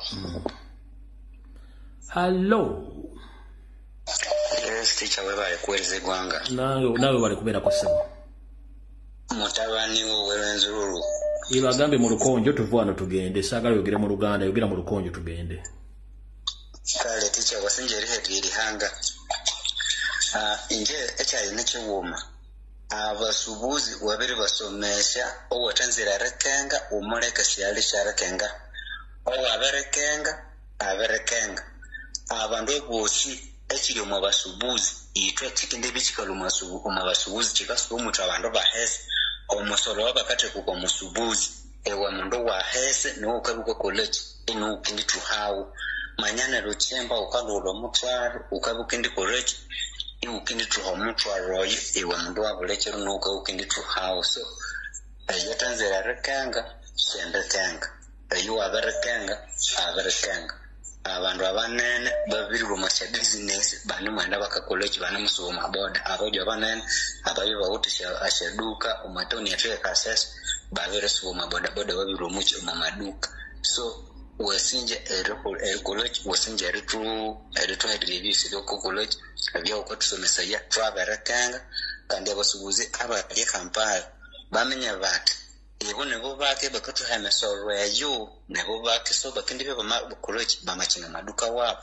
abantu bali abatatuha mesoro nabo bakindi college bakindi bya first eri college eri tuha mesoro wasinja kuseba twayanziza nyesebo kuba bali nyobala bakonje bawulidde kale sebo hallo teacher webaza emirimu gyonna gy'otuweereza era tusaba eggwanga lyaffe libeeremu abantu abagezi nga ggwe ekiseera kino nsaba eggwanga lya Uganda nze mbasada okusinziira ne mukono bannayuganda bonna kyekiseera tusituke abo abantu abalowooza abatakisi ababooda buli muntu yenna waali olina okukimanya nti enkola eno ey'omusolo buli waali yenna n'omwana ali ku ssomero sikulu fiizi zirinnye buli kimu kirinnye eyo byonna biva ku musolo n'olwekyo bannayuganda buli omu waali kyekiseera twegatte ku basuubuzi tulyoka abakwabwe gwe wa booda ajjayo booda n'ogamba nti ate nze ngenda kubyazaamu wano buli omu waali omulimu gutuule tulinde kimu fenna kusituka mulundi gumu nga buli omu waali abulira obulumi nti ddala obulumi obwo bumukwatako kubanga buli kimu kyonna ky'okwatako omutwalo tegukyasobola kumazaako lunaku kakati ssaawa eno bannayuganda kyekiseera ffenna tuleke gaa nti ate abasuubuzi ate nze kanzija ntundeyo buno buli omu waali bannange embeera eno twagiyita mudda kyekiseera buli omu waali asituke era nkunga abantu b'emukono nkunga abantu b'emasaka ab'embaale buli omu waali twagala okulaba nga Museveni amagye ge gokka gye geetala ku street buli muntu waali wonna njagala okukakasa abantu b'ewaffe Masaka abantu b'emukono abantu b'ekayunga buli omu waali eno embeera tewali ogwetanyigiriza abasuubuzi batuukidde okukaaba kitegeeza buli muntu yenna waali alina okukaaba ate emisolo gikyajja emirala mingi okwo kwe kuteesa kwange tica ansigadde ambasada Masagazi Limbaazi wane mukono nsaba abantu bonna embeera eyo bagiwulire bave mu bintu by'okugamba mbu ate kino kinyigiriza ona ate ffenna bitunyigiriza buli omu waali teri kyatalaba tekyali ssomero lya mwana gy'otwala mwana litatandikira mitwalo 3 kudda waggulu kakati bannange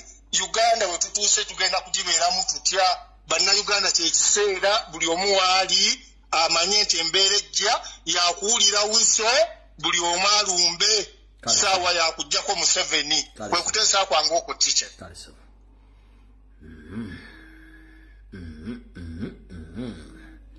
muntu yena nga oli ku namba ya ab'e Saudi Arabia mbambi musobole okuba nga mufuna netiwaaka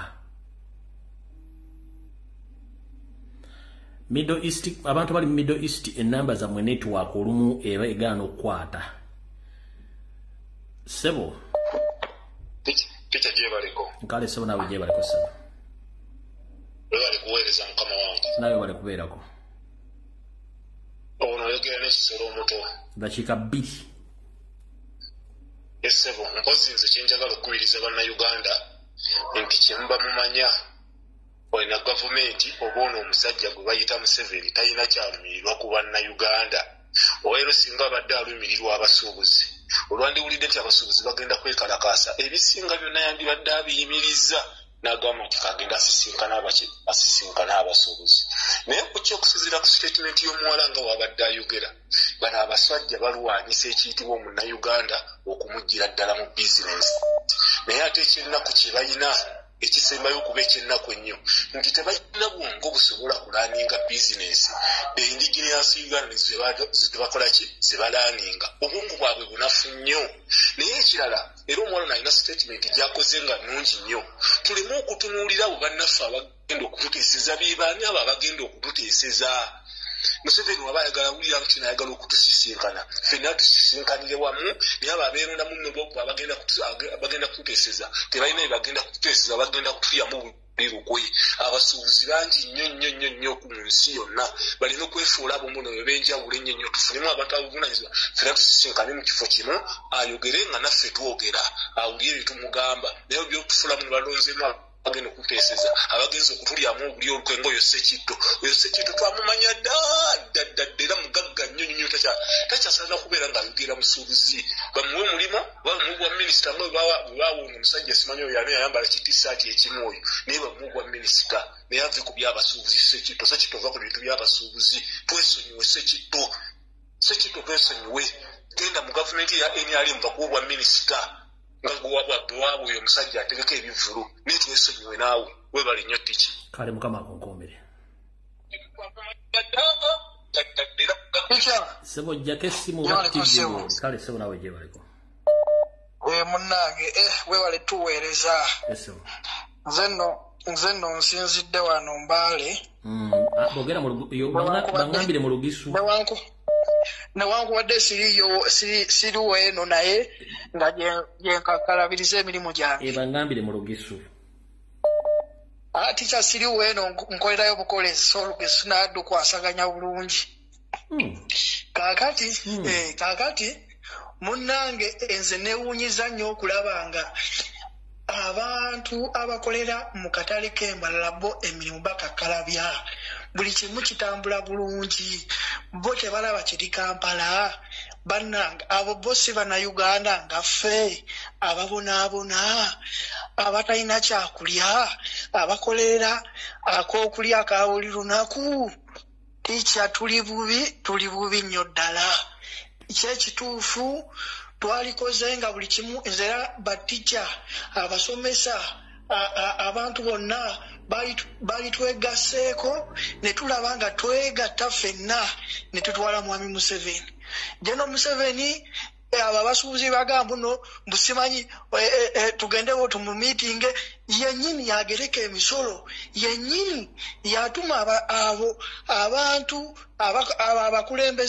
abakulembeze baffe abo abasuubuzi yennyini omuntu gazinda okujjamu ne tumusuulayo kubanga abantu ab'embalala abantu abali mu westi bo tebasasula musolo bali mu kukola ebyabwe bitambula bulungi abantu bonna si lwakuba nti no njogera bwogezi naye twabirabye era kikya nabwe n'oyagala okunoonyereza ogenda kusanga olunaku olw'enkya ng'abasuubuzi bo tebamalina kigenda mu maaso tebibakwatako so tikya banne tusaba omuntu omukulu gwe tulina okujja mu mukulembeze ye Museveni newe tunaatuula newe banaatuula naye emirundi 10 Museveni yagamba kati mwongeremu kati mulete kino Museveni kyasalawo kyekiyita Mama Lususu ye bw'atule mu palamenti bano abaminisita nabo ne beeyongerawo n'abafu abamu bano bampuuga bano babitaano abo bonna beegatta wamu weebale nnyo weebalire ddala nnyo teacher mukama kuume hello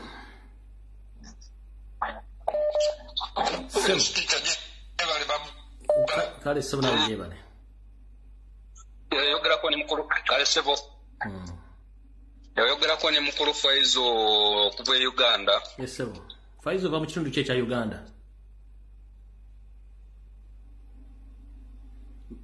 Simba gitutte Faizo. Salamu alaikum. Tunakuddira. Hello. Sebo. Alo muganda ngoli otye. Ndi bulungi Sebo je bale kosse. Ate ze semanyi Luganda ne mugwere. Yogera mu Lugwere lwesinga okwagala nzi njala nnyo ennimi nnansi.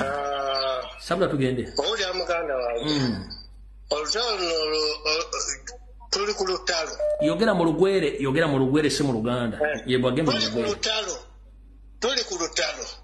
Abakulembeze abatutwala lwaki bayirire nyuma lwaki tebaba mu maiso ne batuwagira tulinga abantu abalekwa otuwula niki ababyaire ng'ate tulina ababyaire abasobola otukwikirira twaba mu maiso kubanga omuntu abanoonya embayizi eyo nga tutaka kutema musaale Kendi naiza nakuba omusaala ogwo lwaki ife tututandikiraawo abakulembeze baiso betutaka abataka okutukiikirira Esudani yabaire okwekalakaso gw'omugaati n'abasirikale bayingiriremu politician bayingiriremu omwana eyo kyera omusyo gweniki ne tebasobola otuyamba n'abakulembeze baiso twekakasa nabo batuyambe bazingire emikono lwaki tebazwayo ne bawagira abakulembezi opposition party jonjona ddala nga gitaka enkyukakyuka lwaki tebazwayo ne batuwagira bawagira abaana esente kati ene bayikirirya nti bayataka tukuteesya ewule kibateesya babayina tageti yawe obanga wewukirya bakubere nti abannayuganda basomere okubanga bamaite bizinensi ati anu nga bamaite bizinensi bataka kutumalamu mu bizinensi lwaki tiberwaniraku abakulembeze sweswe tumaite nti opposition party ne bawagira abaana niye byange nsiimire ino era nsiimire ino bayi mukama banda bire bonna abagwere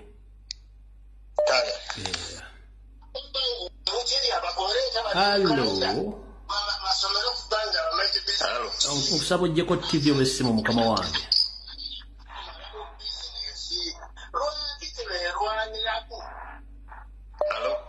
Sebo akazindalo kakogenda mu maaso.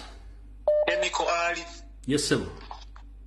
Ono brigadier Sabata Kazinya aka Kalampege Kadogo Science okuwuliza nkale sebo tuli wano mu ssanyu ddene ffe tumulina esebo kaakati olyokanga netonya ne tumanya bwe zenkana ennyimiro era balwogedde nti atannaba musolo ng'alabye ennaku atannaba musolo ng'alabye kaakati kabalabe bagenda gguwa baba bati era teri kyakola bonna Uganda mwenna mumala biseera byammwe mugenda gguwa mwagala temwagala okujjako nga mwesowoddeyo ne mugoba mu 7 teri kyagenda kukyusaamu teri kyemugenda kuwona pulogulaamu ye yakubagoba mu Uganda muddeyo mu byalo mufiire eyo n'envunza zibalye tewali alternative ndala yonna era temumala biseera mugende muddeyo mu budduuka mw'omusolo bagenda kubakunya mpaka we muneegoba mweka ekiriwo kyokka kyakufumula mu 7 agende tewali alternative basebo ne bannyabo temwerimba embeera yeeyo era webali nnyo ssebo kumpa katulinde mukama waffe naye mbasaasidde mugenda kuwa lwa mpaka mirembe mpaka mwegobe mweka era mpozi ng'omukyalo oyo bwagambye mudde ku layini mutandike kutundira bintu byammwe ku intaneti naye awatali ekyo tewali kiwedde kiwukaweddemu soko nzijukizeemu akayimba ka Fred Masagazi kaali kaani Fred Masagazi yatannawa musolo kalabye naye nga labi yange omuyika Windows oli busajja naye Fred njira nebuza akayi bujjawa ne bannange afande sigale kongereza mu kyakale ebi tusigadde bindekere mukama 10 Hello Sebo nkale sebo nawe gye baliko omusajjawo okuva ne Kyambogo University genda maaso sebo Webazajo tusaako engalo okukola omulimu gwa mukadde wange. Esebo. Nebaza alo okubeera nga tutuusizza wano kubeera nga tukyali balamu. Esebo. Ne omukulembeze waffe Pulezidenti Kyagulanyi Ssentamu kubanga kuba kukunamya abasajja bano n'akoomunda kaavaamu dda. Nze eddoboozi lyange ligenda ku nsonga eyo kubeera nga nti nno ensonga zo zibadde zijja zibaawo. Naye kuba nti nno omukulembeze waffe Allah yamuwa okubeera nga alabira wala oyo mpuuga abakubanga akyali mu Parliament wasanga nti nno ensonga ezo bandibadde bazituulako dda. Ebyo ebintu bibadde bijjibaawo naye nga gy'emirimu gye bakola eyo kubeera nga basuppressinga ebintu eby'enjawulo ebibeera bireetebbwa ne badda mu bintu ebitalina mulamwa. So nze ekyo nkyebaliza omukulembeze waffe okubeera nga alaba n'agamba nti ono agwana wano ono takyagwanawo n'embeera efaanako bwetyo. Otherwise babadde batutuulidde ebbanga ddene nnyo nga ebintu ebyo babituulako ebintu eby'omuzinzi nga babituulako naye kati omwana azze mu kaseera akatono ennyo gwe baali bagamba nti nno oba talina kyasobola olabira ddala nga ali wala nnyo n'okutegeera kwe kuli wala nnyo okwabo abasajja ababaddewo nolowooza n'okulowooza nti abasajja bifo bino babadde tebabiriimu. So nze okwo kwe kuteesa kwaye ku nsonga bannaye muna nsonyiwa na information gye njagala obba wakati n'akasembayo program tujja giddira olulala. Alright. Waliwo kansooke mbajjukize bannayuganda nga temunnagenda. Bwe twamaze okukuba ekigambo kya vaccine Yoseri Tibahabulwa through Minister of Health ng'ekulirwa Ruth Achenge Dana Atwine bakyagenda mu maaso okukola enteekateeka y'okuwa bannayuganda abaana ddo mu Uganda naddala mu Buganda ng'abawe ebikerende ebitategerekeka. Mubakuwa vitamini tabs simanyi bakuwa deworming simanyi coccidiosis tabs simanyi ani omuzadde yenna ali ewo omuntu bw'ajja ng'azungira ku lujjulo mu lujjambo simanyi awo omwana w'empeke kwata akabazi mukube ku mutwe agenda affe bisigadde Katonda n'akusaasira. Zino empeke bagenda bagamba batambula bagaba kati ziizo ezo bagenda bagaba essaawa zino kati kire kya vaccine twakikuka batambula bagaba empeke zino batambula bagaba empeke ezo ntegeezeddwako nti bagaba empeke 18 motoka zitambula okuyita Nansa n'Aganda nga bagenda bagaba empeke zino nga baziwa abantu. Kale mweberere mwenna bannayuganda abali eyo. Alright, kati njagala byomu okwata essimu ye y'omu ngalo ngenda kutuma tukole ka research kano ka dakiika 8 tukawunzika bulungi nnyo tugale video tujja kudda ku Sunday. Waliwo ekigambo bakiyita political gerrymandering. Ekigambo bakiyita political gerrymandering kitegeeza nti kyabyabufuzi naye nga omukulembeze ali mu buyinza akikozesa okwerezemeza mu buyinza ng'agenda ateekawo okugaziya engeri gyafunamu obuwagizi n'abamuwagira abakulembeze n'ebitongole ebimubeeza mu buyinza. Mu bufunze kiringa ekiyitibwa kitegeeza kwaluza oba kwalula oba agenda yaluza mu byobufuzi bya Uganda. Kati Museveni akozeseza ekigambo kino kibayita political gerrymandering okwebeza mu buyinza nga bannabyabufuzi bonna abandi bamugambako yagenda abatta batya. Muwulira ekigambo kibayita CA abasinga obungi tebakimanyi. CA kitegeeza Constitutional Assembly. Constitutional Assembly eno yakolebwa oba yembeera bannayuganda bwe baali nga bali Museveni we yaterawo bannayuganda bagende beebuuze ku balonzi biki beetaaga okubeera mu constitution ebyokukyusaamu. Kwe kukola enkyukakyuka mu kusemateeka mu mwaka gwa 2015 n'akyusa nateeka byayagala. Kati njagala ogenda obuuzeemu ba parliament oba omuntu yenna yali mu Constitutional Assembly nga bamwe kukyusa constitution mbuuze nti parliament ya Uganda erina kubeera n'ababaka ba parliament babeka. Kati kando kuvire ku ntono. Parliament ya Uganda entuufu era emanyikiddwa mu ssemateeka wa Uganda erina okubeera mu bambe ba parliament 240.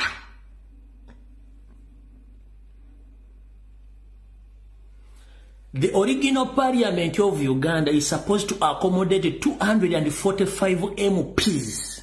But as we speak right now, the parliament accommodates 557 MPs. Which is wrong what kiri mu constitution ya Uganda nkiddamu. Ssemateeka wa Uganda eyakolebwa yakyusibwa mu 2015 alagira nti Parliament Uganda erina okulembera ba Parliament 245 naye mu kakunta ka Museveni ogenda nga ayaluzaamu kiri ky'embaga political gerrymandering Museveni akyusizza buli kimu ne yeeteerawo constituency municipal na buli kimu ng'agenda ayongereza mu Parliament. Yensonga lwaki ayagala Parliament eyo. Kati njagala okwate bameba Parliament 1557 oyawuleko original bameba Parliament 245 wasigala bameba Parliament 312 bano bonna bali unconstitutional. Ne bono kibuuza MP gwe waka otajja kikunyonyola ano okanze ngendo kikunyonyola uko kitegeere wano ku LBS TV byenjogera mbyogera mu Luganda buli omuntu owulira nkugambye ssemateeka wa Uganda omuwandiike genda obuze MP na obaloya ine yasoma mateeka ko Parliament ya Uganda erina okubanga ina mu Parliament 245 nga Museveni akozesa ekigambo ky'okwaluza nze nkise kyakwa kibayita political gerrymandering agenze atondawo constituency kulw'ebyobufuzi bye agenze atondawo municipali kulw'ebyobufuzi bye agenda atondawo district y'obufuzi bye ng'ayongezaamu bameba Parliament abatali mu constitution abatali mu mateeka banyabo ne bassebo muwulize bulungi nnyo. Parliament ya Uganda eri bameba Parliament 557 ekimenya amateeka. Parliament ya Uganda erina okubeera bameba Parliament 245 kati bw'ogatta 557 n'otolako 245 kitegeeza bameba Parliament 312 baliwo mu bumenyi bw'amateeka n'essente z'omusozi bazifuna mu bumenyi bw'amateeka oyo gwe bayita Museveni. Yensonga lwaki yaga nti nfunda n'omuntu asumagira ng'awoza Museveni oyo ebisigadde ajja bikola. Kati njagala ogenda okwate essimu ye ey'obuyonjo oteekemu ekigambo nti eggwanga lya Buyindi lirina abantu bameka obungi. Genda mu Gola Moses. Gola Moses egenda kugamba nti Buyindi erina akawumbi kamu mu obukadde 4 mu emitwalo 8 mu 9 mu 8 Nchidda mugenda mu ssimu yo ogende ku mutimbagano bako kibaja kya Gola Moses oteekemu nti Buyindi erina abantu bameka. Gola Moses egenda kugamba nti Buyindi erina abantu akawumbi kamu mu obukadde 4 mu emitwalo 39 n'ennamba egwamu. Buyindi nene nnyo eri mu Uganda eziwera 6. Buyindi ng'eggwanga liri mu Uganda 6 mu bunene bwalyo. Buyindi genda ku Gola Moses obuuze ku kawumbi kamu obukadde 4 balina ba Parliament 4 balina ba Parliament bameka. Gola Moses oba gogo egenda kuletera nti Buyindi erina ba Parliament 543 naye kati nkugambye naye Uganda erina milioni z'abantu 43 naye erina ba Parliament 557. Buyindi erina akawumbi kamu oba 1,439,089,550. Who is fooling who? Ani asiriwazani?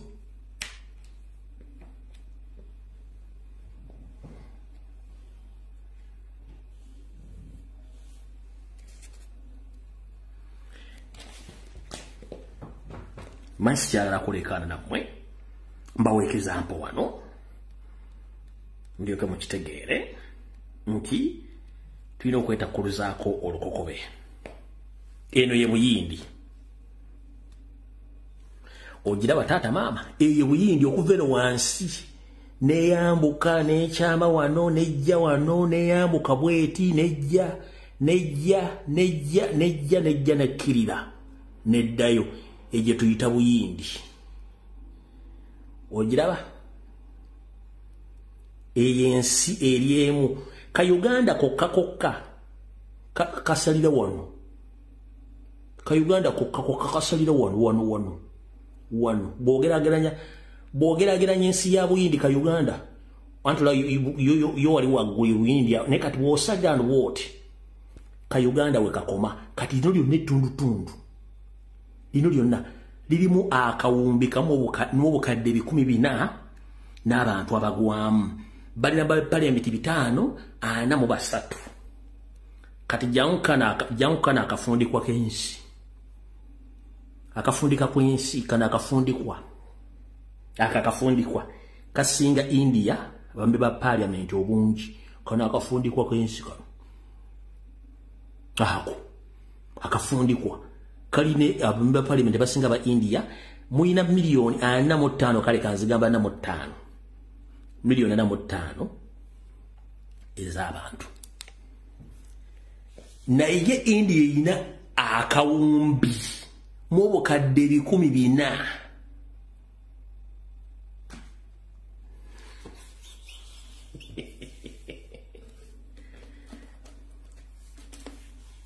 gendo buze MOP yenna obuzo omuntu yenna eyali mu Constitutional Assembly nga bateesa okukyusa Constitution agenda kubuulira nti parliament yaffe mu mateeka erina kubanga erina mu parliament 245 Museveni n'akozesa kiri ekyokwaluzaamu kyembaga bakiti nze nkitumye kwaluzaamu political gerrymandering ku lw'ebigendererwa bye yensonga lwaki eri wansi Maserengeta mu katundu akatono bwe kati akalinga ekigere yasinze mu baba parliament kubanga basingadde bona Abanyarwanda kati mu kyaka abantu abajjako emisolo zagenda okuliisa bano bonna balisa agenda zijja luddawa